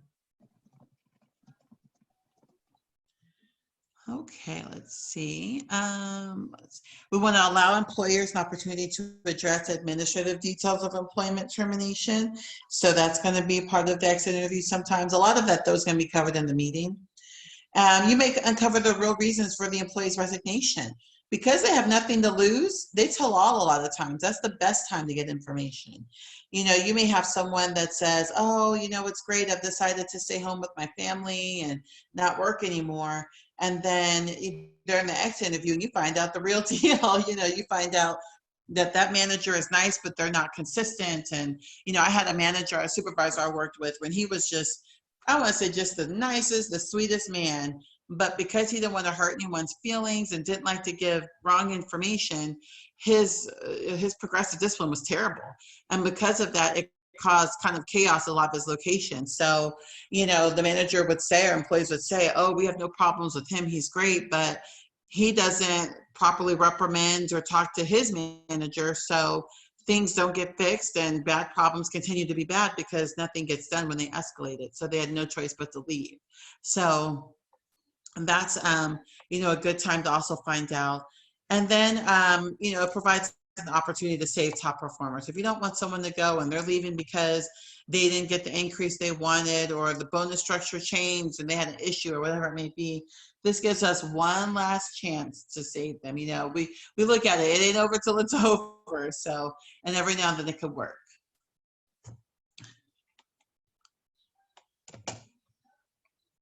Providing references. I put a warning, do not do it. So people will say, managers will say, oh, you know, I want to give a reference to this individual. You know, do we have a form for it or something? It's always best practice to not provide reference for employees. Now, if that employee is applying for a program or to continue their education, that's a little bit different. But when you're having them go to another job and they want to use you as a referral to get that job, or to as part of keeping the job that they've got, you don't want to do that, because I've seen it happen to where managers will want to get rid of an employee, so they give them rave reviews, and you know, so that's like, oh great, I'll give them anything they need to get out of here, you know. But the problem is that can come back to haunt them, because if that doesn't work out and they want to come back, you know, hey, you said I was great, here's my proof of it. Or if they come back with a lawsuit later, because people can still leave voluntarily and sue you later, and you know, and complain about their previous performance reviews or something like that, and then they get this glowing review. It could also be that, let's say an employee was the best employee for you. If this person was reliable, they were awesome, they were a manager, even been with the company 10 years, they were amazing. They go to the next company and they are horrible. They are falling below expectations. Well, you know, there's a situation to where another company can come back with the claim of negligent referral. They can come back and say, hey, company, I hired, you know, Joe Smith based off of your referral. You said that he was very knowledgeable in this area, or that he led the company in sales, or what have you. And now I'm finding out that that's not the case, and I hold you to blame for it. And you know, there's damages tied to that. There's monetary value. So that's another thing. And then another thing is, let's say you were brutally honest in the reference, right? Let's say you agreed to give the reference, but you're going to give the whole part of the employee. You're going to say, yes, this employee was great with customers, but they were horrible with their attendance. They never answered the phone. They didn't have the best attitude with their coworkers. So you may add that in there, and let's say they don't get it because of that. So that's something that you want to be careful of. The only time that you would really release information, other than just, yes, this person worked here, yes, this is the position that they worked in, yes, this is the length of time that they worked here, that's it. Anything outside of that needs to be factual and proven. So if we fired someone because of theft and we filed charges and things like that, then yes, that is something that if someone calls to confirm, that I can talk about, because we pursued it. Maybe they took a plea deal, whatever it may be, but we pursued it. It's documented. That was the truth. Anything else could just be defamation of character. It could be, well, their manager said that because they didn't like me. I got along with all the other managers, and we don't want to put ourselves in that situation. And trust me, you know, we all see that, right? Employees that walk out the door and they leave, and we're like, oh my gosh, I'm so happy they're no longer working here. Thank goodness. And the company calls to verify employment, and you so bad want to warn them, like, no, run the other way. But you can't, because you don't want to come back to you, because you can't stop someone from gaining employment, because then that's another area of where a company or an employee can go back and sue. So I just want to also kind of go back to, there may be times before we let someone go that we may need to investigate the situation. So we want to be mindful of that and have a clear process, because again, that goes along with our documentation, making sure that we're doing our due diligence. So know when you need to investigate.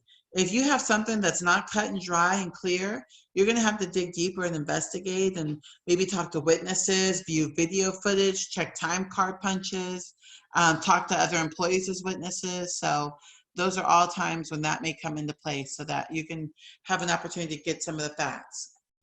When claims of harassment or hostile work environment comes up, you definitely want to investigate and document. If someone is in violation of violating the major company policy or procedure, you definitely want to investigate that as well. And then when a customer or client complains, again, that's just doing good due diligence to complain in regards to that.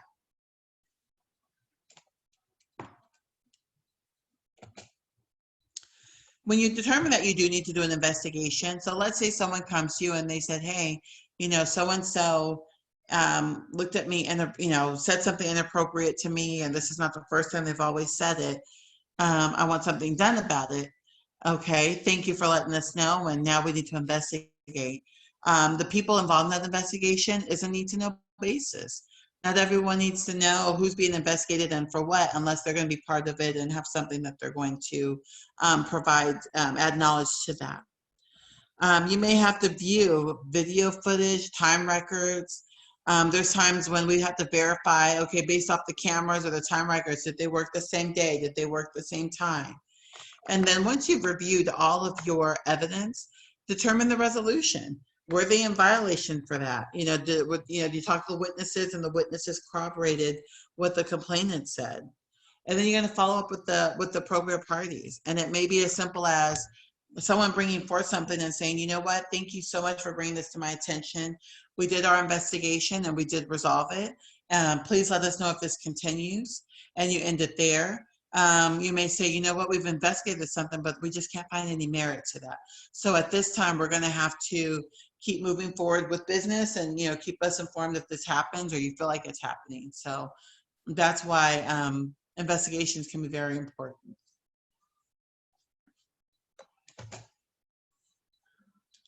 Okay, a little bit about some legal issues. We talked about some as they went through, but here's kind of a compilation of the ones that we want to keep in mind. Employment at will, we talked about that. We want to make sure that we don't informally, hint to any type of contract, formal or informal, with an employee, so that we do have that flexibility. One of the biggest questions companies always ask me is, well, why do I have to do this progressive discipline? It's employment at will. Why do I have to do progressive discipline? And it's, in the doctrine, it's kind of overall highlights employment at will says at any time, for any reason, with or without cause or notice, I either as an employee can leave the company or an employer can end employment. So so companies are usually a little confused, like, well, wait a minute, if I have this employment at will, then why do I need to do progressive discipline, right? It makes sense. The problem is if I tell an employee, you know what, thank you, it's been a pleasure having you here, but we're gonna let you go just at our, utilizing our at will ability, or at will abilities. And they may say, okay, so I get it, you can just let me go, but that's weird. I haven't had any performance issues. Gosh, no one else is getting let go. Or maybe just, gosh, it's weird that our whole department of only women and all the men are being kept. Why? That's weird. Why is that happening? So we want to make sure that when we look at employment at will, yes, you can utilize that, but it leaves you open for other legal risk. Negligent retention, we talked through. Claims of harassment, discrimination, if that's not handled correctly. Violation of implied covenant of good faith and fair dealing. Those are informal verbal contracts that are given. If there's a breach of contract, that's an issue of legal issue, especially in the government, in a union contract. And that also goes with violation of collective bargaining agreement, discriminatory treatment, adverse impact.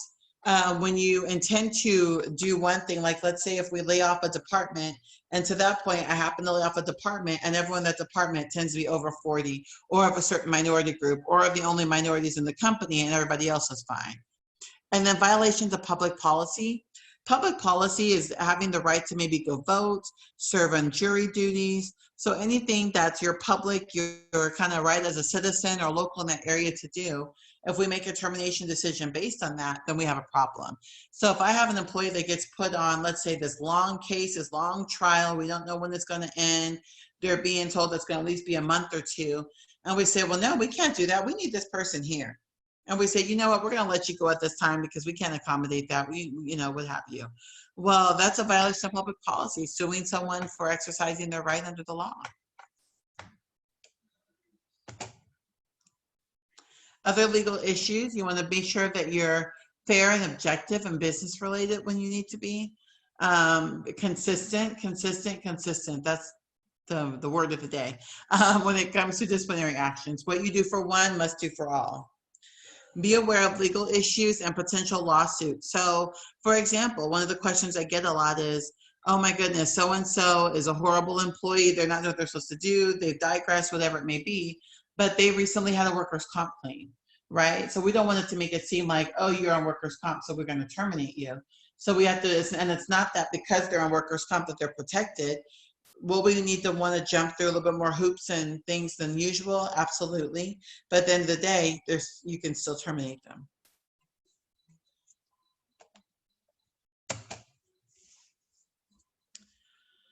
Okay, and I already kind of went through what at-will was, so that's just reiterating what at-will doctrine is. So I'm just reiterating, to avoid any potential lawsuits, be fair and make objective business-related decisions. Be consistent with disciplinary actions for similar violations. A good way to do this is if there's like, when companies have an HR department, it's good because it's kind of like all roads go through one individual or something so that they can help with consistency. But if not, in management meetings, maybe it's good to brainstorm, without saying the person's name and losing confidentiality. In a leadership meeting, say, hey, team, if we can brainstorm on this, I have this situation going on and I'm trying to figure out the best way to handle it and what we've done in the past. And they may say, oh, I just had it a week ago. This is how I handled it, or whatever the case may be. But it's good to do that, bounce ideas and things off of others. And it also lets people kind of know the context and the history. So if we have a manager that every time we meet, they're bringing their employee drama and it's like, oh, this manager again. If I have that manager, I know what to expect now. Okay.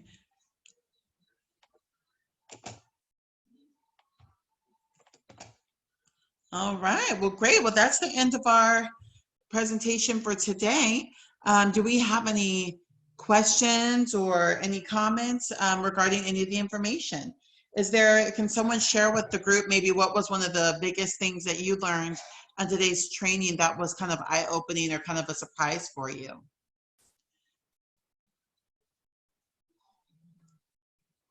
And we'll give some time to go through that. While we are waiting, I just want to remind everyone that our next session, which is session number 5, is in a couple of weeks. I think it is. I just pulled up the wrong thing. July 11th? Yes. Or is it the 18th? 11th, okay. No, it's not the 11th. It is the, where is it? Now, I was looking at my calendar earlier and had pulled it up by accident, and now I can't find it. Of course. Oh, it's the 1st. It's the 1st. It's July 1st. Oh, are you sure? Unless I put it on my calendar wrong, I'll double check. So, okay, so here's a question. Do you have an example of a harassment and discrimination lawsuit and how it played out? Let's see, I'm trying to think of a good example. I think one example would be, we had a team member that they reported that they didn't sue us per se, but they filed a claim with the EEOC. And, sometimes those can go a while. That eventually fizzled out because one of the things that anytime you go through a government agency, and this employee didn't realize that, anytime you go through a government agency, it takes forever a lot of times. And they weren't prepared for kind of the wait and the back and forth because we had a chance, of course, every chance to kind of submit our case, so to speak.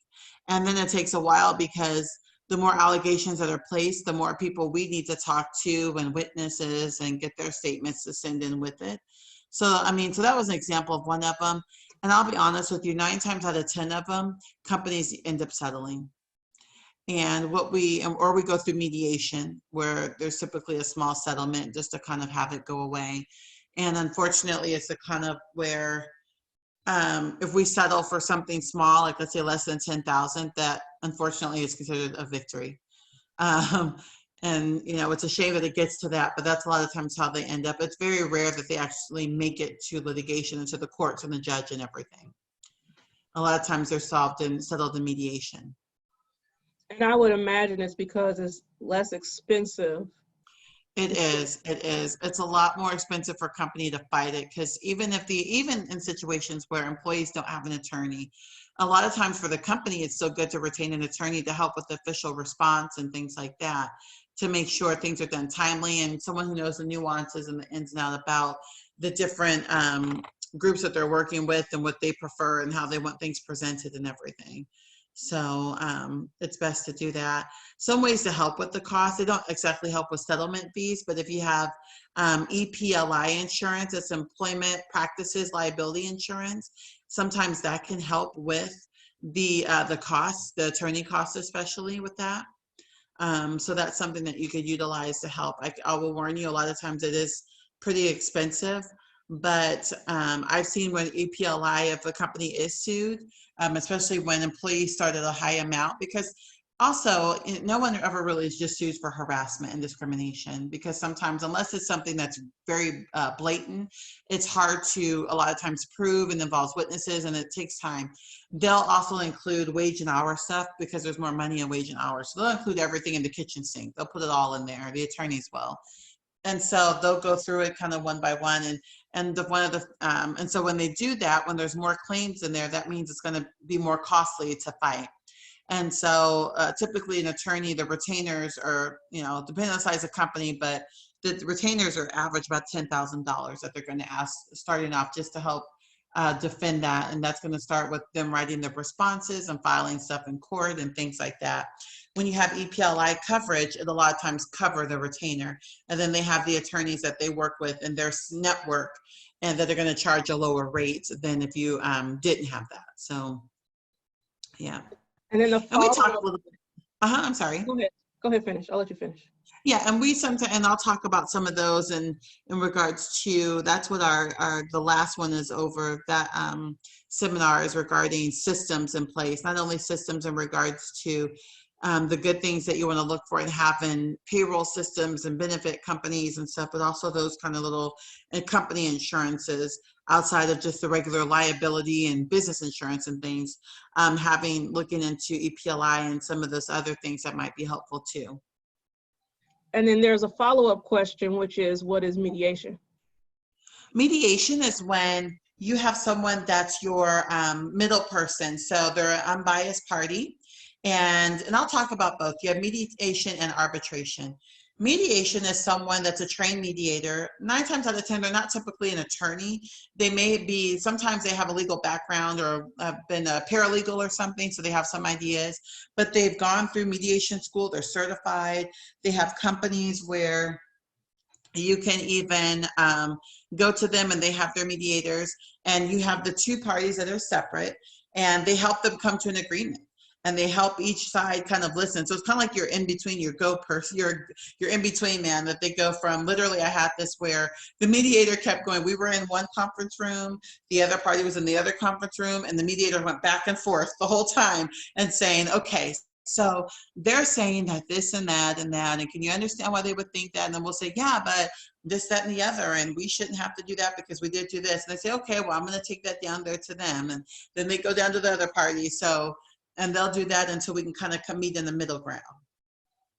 An arbitrator is someone that's typically going to be a retired judge, an attorney, sometimes retired, sometimes still active, and they actually can make a legal decision, a finding, and the finding is binding. And again, it is a third party person that's not in any way connected to either side. The difference between that is it's binding. More and more companies are doing arbitration agreements and forcing employees to do, well, not, I won't say forcing, but having employees sign that they'll go to arbitration. The good thing about arbitration is that, yes, a company can still be found, let's say, guilty per se, but it stops it from being in the public, which is good, and being public record. And it stops the chance of it being a class action. So those are some of but the arbitrator and things like that are usually the cost of the company when that happens. Good question, thank you. And follow up on what you asked earlier, Johnny put in the chat that he learned the different procedures for handling performance and behavioral issues. Oh, good, that's great. And then to bring up, I did put this in my calendar wrong. You're right, it is the 11th. I don't know why. I guess I just looked at the first. Yeah, I just looked at the first one and not the 2 ones. Yeah. So another question. Do you have examples of other common legal issues that come up? Oh goodness, I think those are the big ones. I mean, the common, when someone is terminated, they the first thing is discrimination, harassment, that they always say, and they'll say, oh, you guys just didn't like me, or it's personal, and there's no grounds for, if it's personal. But what they do is they attach that it's personal to something legal, legalities, and it doesn't always mean it's going to go very far.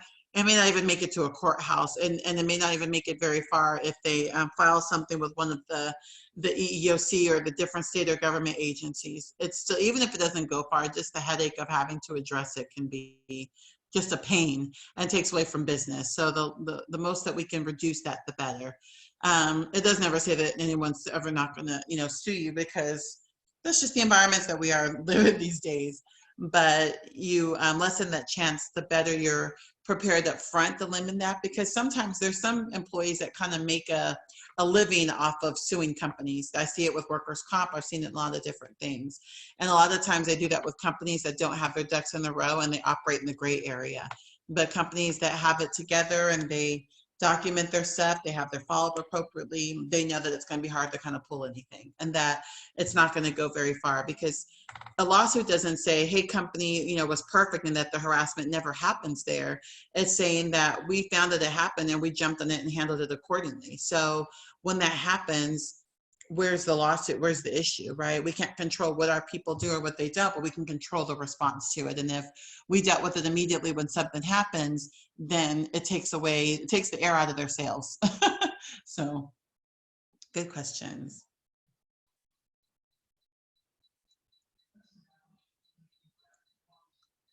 All right. Anything else this evening? Did we get everyone's questions? Yes, I believe so. We have no more questions in the Q&A and no more comments in the chat.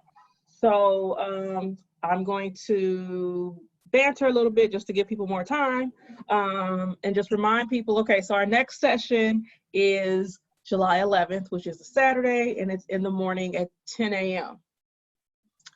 But before that, we have a security session on Monday at, hold on, let me look at my calendar. I believe it is at, wait, I'm in the wrong month. I'm in July. It is at 5:30 p.m. And it is all about best practices in security. So if you have already prepared your license application, or if you're planning to prepare your license application and you've looked at the regulations as it relates to security and some of the things that it calls for, this session is going to cover basically the practical application of what's called for in the regulations, and in some instances it's going to exceed what's asked for in the regulations.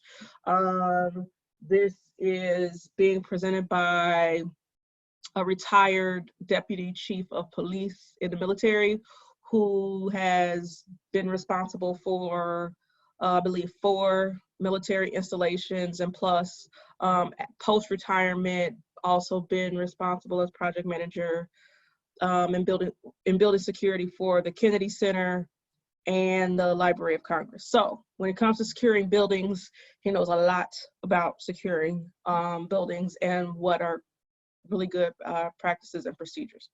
I knew we'd have another question. So, the question is, how do we sign up for the security session and what date is the session? You can go to our website, cannabistrainingil.com, and it has a link to all of our upcoming training sessions. So the same site you went to sign up for this, the security session is out there. If you had signed up for this session a long time ago, it wasn't out there. We just put it up like a couple of weeks ago. So the security session is out there. The date is Monday, June 29th.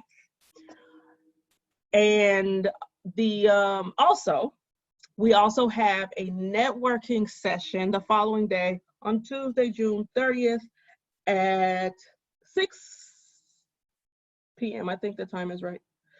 At 6 p.m. And so that is an open session where you guys will get an opportunity to interact with each other. and for me to roll out some cool things that we're doing that help support and foster that networking and interaction, because we anticipate, at least at the moment, that the licenses will be coming out next week. So we'll be doing that next week. So did I mention that 5 of the 75 adult use dispensary licenses being awarded already? Actually, it's not 5 of the 75. I think of the 75, they had done some like early licenses, like back in between January and March.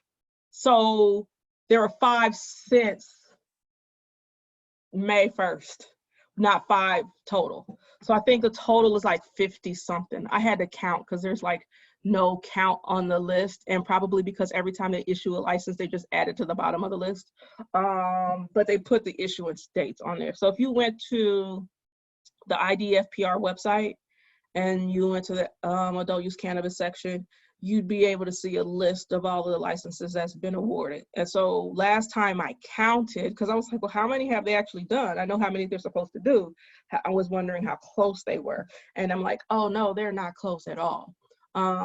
So I think they still had like, I don't know, 40 or something like that after the early licenses awards to still issue, and they've done 5 of those. It might have been 30, it might have been 40, I can't remember the exact number. Is there a list of names of the companies who've been awarded adult use dispensary licenses? Yes, that is on the IDFPR website. Actually, you know what, I can pull it up. So I can share let me go to their website and then I'll pull it up. And we can all see it together. You want me to stop sharing my screen? I can take over, I just need to get there. Okay.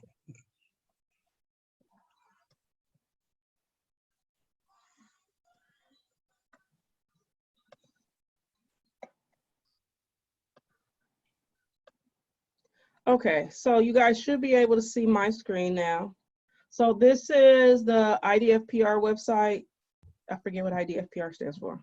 Illinois Department of something and Professional Regulations. I forget the F. So you can click on the plus for list of adult use cannabis dispensaries, and then this list gets updated every time they issue a license. So if you scroll down to the bottom, you'll be able to see the last license that they issued. So the last one was issued in Carbondale. But if you look at the dates, because remember, all the licenses, all 75, were supposed to be done by May 1st. They've only done 4 since May 1st. And if you went through and counted this list, which I did at some point, it's not 75. It's like, I don't know, 60 or 50 something or something like that. So they still have several to go. So this is all licenses, period. So as you can see, we have all of the ones that were issued in 2019 on this list. And then remember the new period, those people applied in January. So then you see a number of licenses that were issued after January 1st. And then you see a little uptick, but there was nothing for over a month. And around the last week of April, I think it was when they put out notification that they were gonna be delayed. I know where I live, which is this one, Sunnyside, Danville, that dispensary, like they were waiting and ready to go. So they found out on the 22nd, and I think they opened like 2 business days later.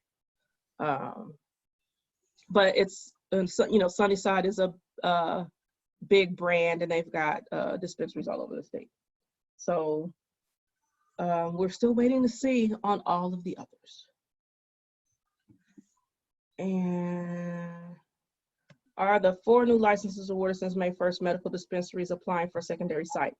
Not necessarily. I know for a fact, and actually this column here, the third from the right, with the yes or no, that column tells you if those are medical or not.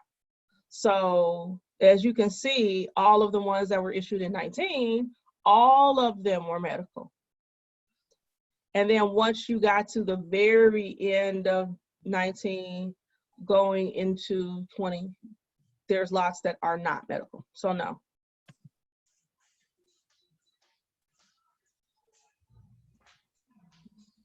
And let me pull up the Q&A just to make sure I haven't missed any other questions. All very good questions. So it's hard to say what the state's going to do because these are two different agencies. And if Department of Agriculture is going to do the same thing or something different as relates to licenses. And obviously we've got 5 days left, 6 days left before we find out, unless somebody actually answers my question that I asked 2 weeks ago. Lastly, is there a way to make up a session if we've missed one? Yes, great question, Sarah. So for the sessions, for this session and the last session, so sessions 3 and 4, we have a rebroadcast on Zoom. So we can, I obviously don't know what the rebroadcast for this one would be. I could tell you what the rebroadcast for the last one is. I could send an email just with that information. I think I sent an email after the last session saying, hey, if you missed, here's the links. So, but I'll send another email after this session. So for sessions 1 and 2, we have those in our Dropbox. We hadn't set it up, the webinar we had recorded them, but we hadn't set it up for rebroadcast. So we put those in our Dropbox. So you can go and pull them up and watch them. You have to probably like download them. For sessions 3, and then this one, session 4, and all the sessions coming forward, you'll have the ability to go to Zoom and view the rebroadcast. And the reason why we did it that way is because what we're offering is certificates for those of you who attended all 6 sessions. And it's hard to track the ones on the Dropbox. There's no way for us to track it. But we can track through Zoom because you actually have to put in your email. So we'll be able to see those. And then if you are interested in the certificate and you missed one of the earlier ones, Desiree and I are putting together like some kind of mini test that basically proves that you watched the first 2. And then that way we can make sure that you get your certificate. And yes, I will share I can share the Dropbox link right now for those of you who are in here. Give me a second, let me pull it up. Actually, I think I'm sharing everything on my screen, so I have a common link file. So I will put this in here so you can click on it in our in the chat window.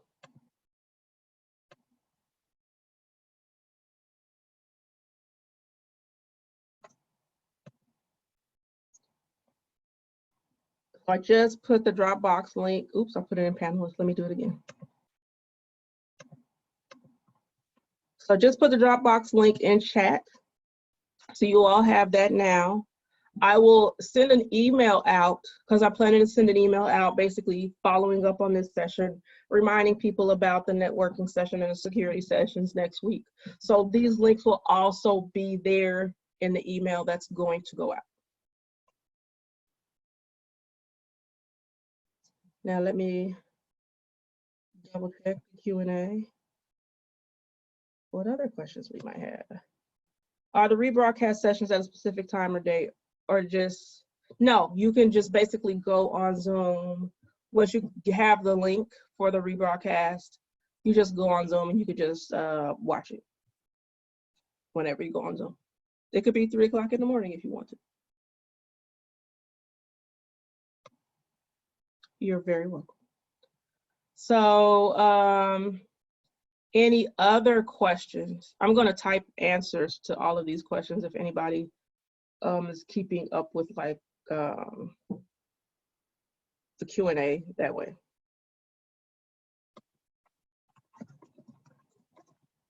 I can't talk and type, so that's why I had to just tell you the answers.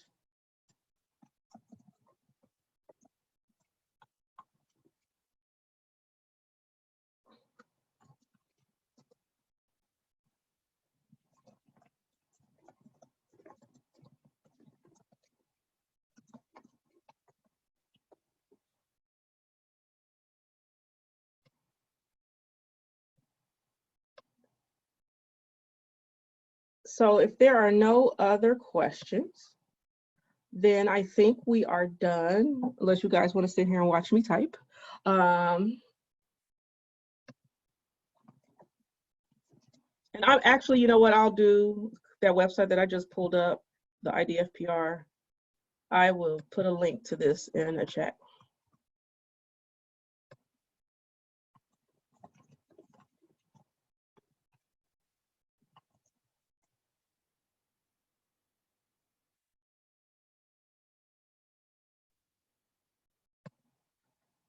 Let's see something in chat.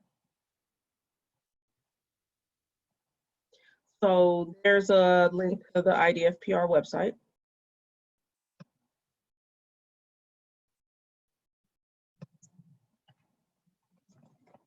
And they are updating it. I think there might be a little bit of a lag. I say that because when the dispensary here in Danville, which is where I live, when I found out that they opened, I'm like, when did they get their license? And then I went to the website and I didn't see it right away. So they got their license, was like the Friday before Memorial Day. They opened, I think, the Wednesday after Memorial Day. So it made the news like either on Tuesday or the same day that they were opening. And I'm like, well, when did they get their license? So I'd gone to the website on that Wednesday and it wasn't there. I think it was there within a few days after that. So there might be a lag for when they're actually updating that list, but they are updating that list. So for you to go watch the first 2 sessions, the only way to watch those is on our just pulling up the videos in our Dropbox. So did I put that in here already?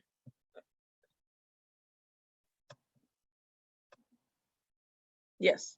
So that link, the Dropbox link that I put in the chat, that is the link to the location where the first 2 sessions are. It also contains links to other stuff that we've done in the duration of time that we've been under this grant with DCEO. So even if you haven't, for example, if you haven't applied for a license yet, but you're planning to apply with the next round, it actually has some of our presentations from all the stuff we did before the applications were due. Yes, you can still get a certificate if you missed the first 2 sessions. So what Desiree and I will do, so probably after the next session, Desiree, we'll do something where we'll put a mini test out that you could just answer the questions online or something that basically that will prove that you attended those first 2 sessions, because you obviously won't be on the attendee list. But then after that, like if you missed session 3, we'll be able to pull your email out of Zoom as somebody who watched the rebroadcast.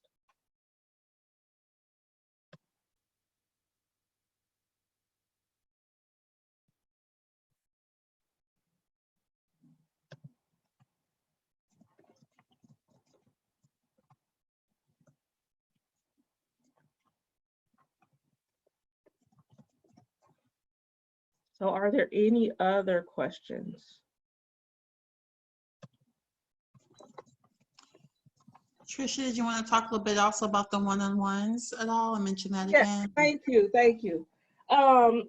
Yeah, so you can also sign up for a one-on-one with Desiree if you want to, start to put together like your policies and procedures, documents, have her review some things with you.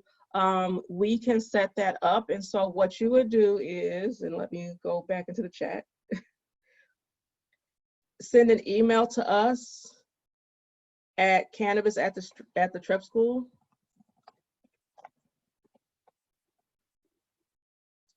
So that is the email address you would use to request a one-on-one with Desiree. My assistant, Sanette, will get with you on possible times and coordinate that session, get the Zoom set up so you can meet one-on-one with Desiree via Zoom. Because she lives in California, so she's not coming here. The state probably wouldn't let her in anyway, because I know, our crazy state. I would love to come there to visit. I like to visit. I used to go there often when our corporate headquarters for the company I was at was in Illinois. Okay. So yeah, so we do have one-on-one hours available. So it's based on a first come, first served basis. It is specific to HR issues. Now, if you want to do one-on-one on something else, you can contact Annette through that email address, and she'll schedule you with me or get you directed in the right place. We'll be doing one-on-ones with security too. So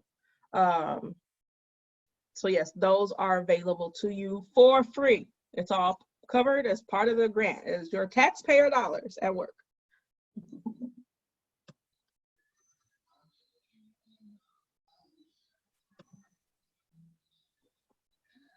So is there anything else?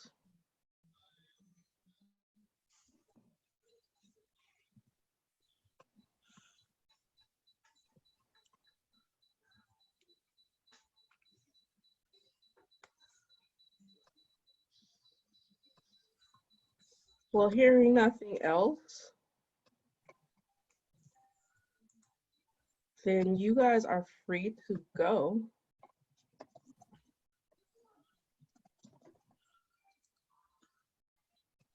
All right, thank you everyone, it's a pleasure. Our next one is going to be on leaves of absences, and the last seminar 6 will be regarding HR systems and doing implementations of those. And that will be on the 18th. What's the time on that one? Desiree, do you remember offhand? I think it's about I think I want to say it's 11 o'clock your time, I think. Yep, it is 11 o'clock our time, yep. Mm-hmm. So if you want to block your calendar now for those, you can, but you can sign up for all of them. You have to sign up for each of them individually, but you can sign up for them on our website, cannabistrainingil.com. So thank you guys for coming out, and thank you, Desiree, for another great session. You're welcome. Thank you for having me. And we will see you in a couple of weeks. All right. Have a great night, everyone. Yes. Good night, everybody.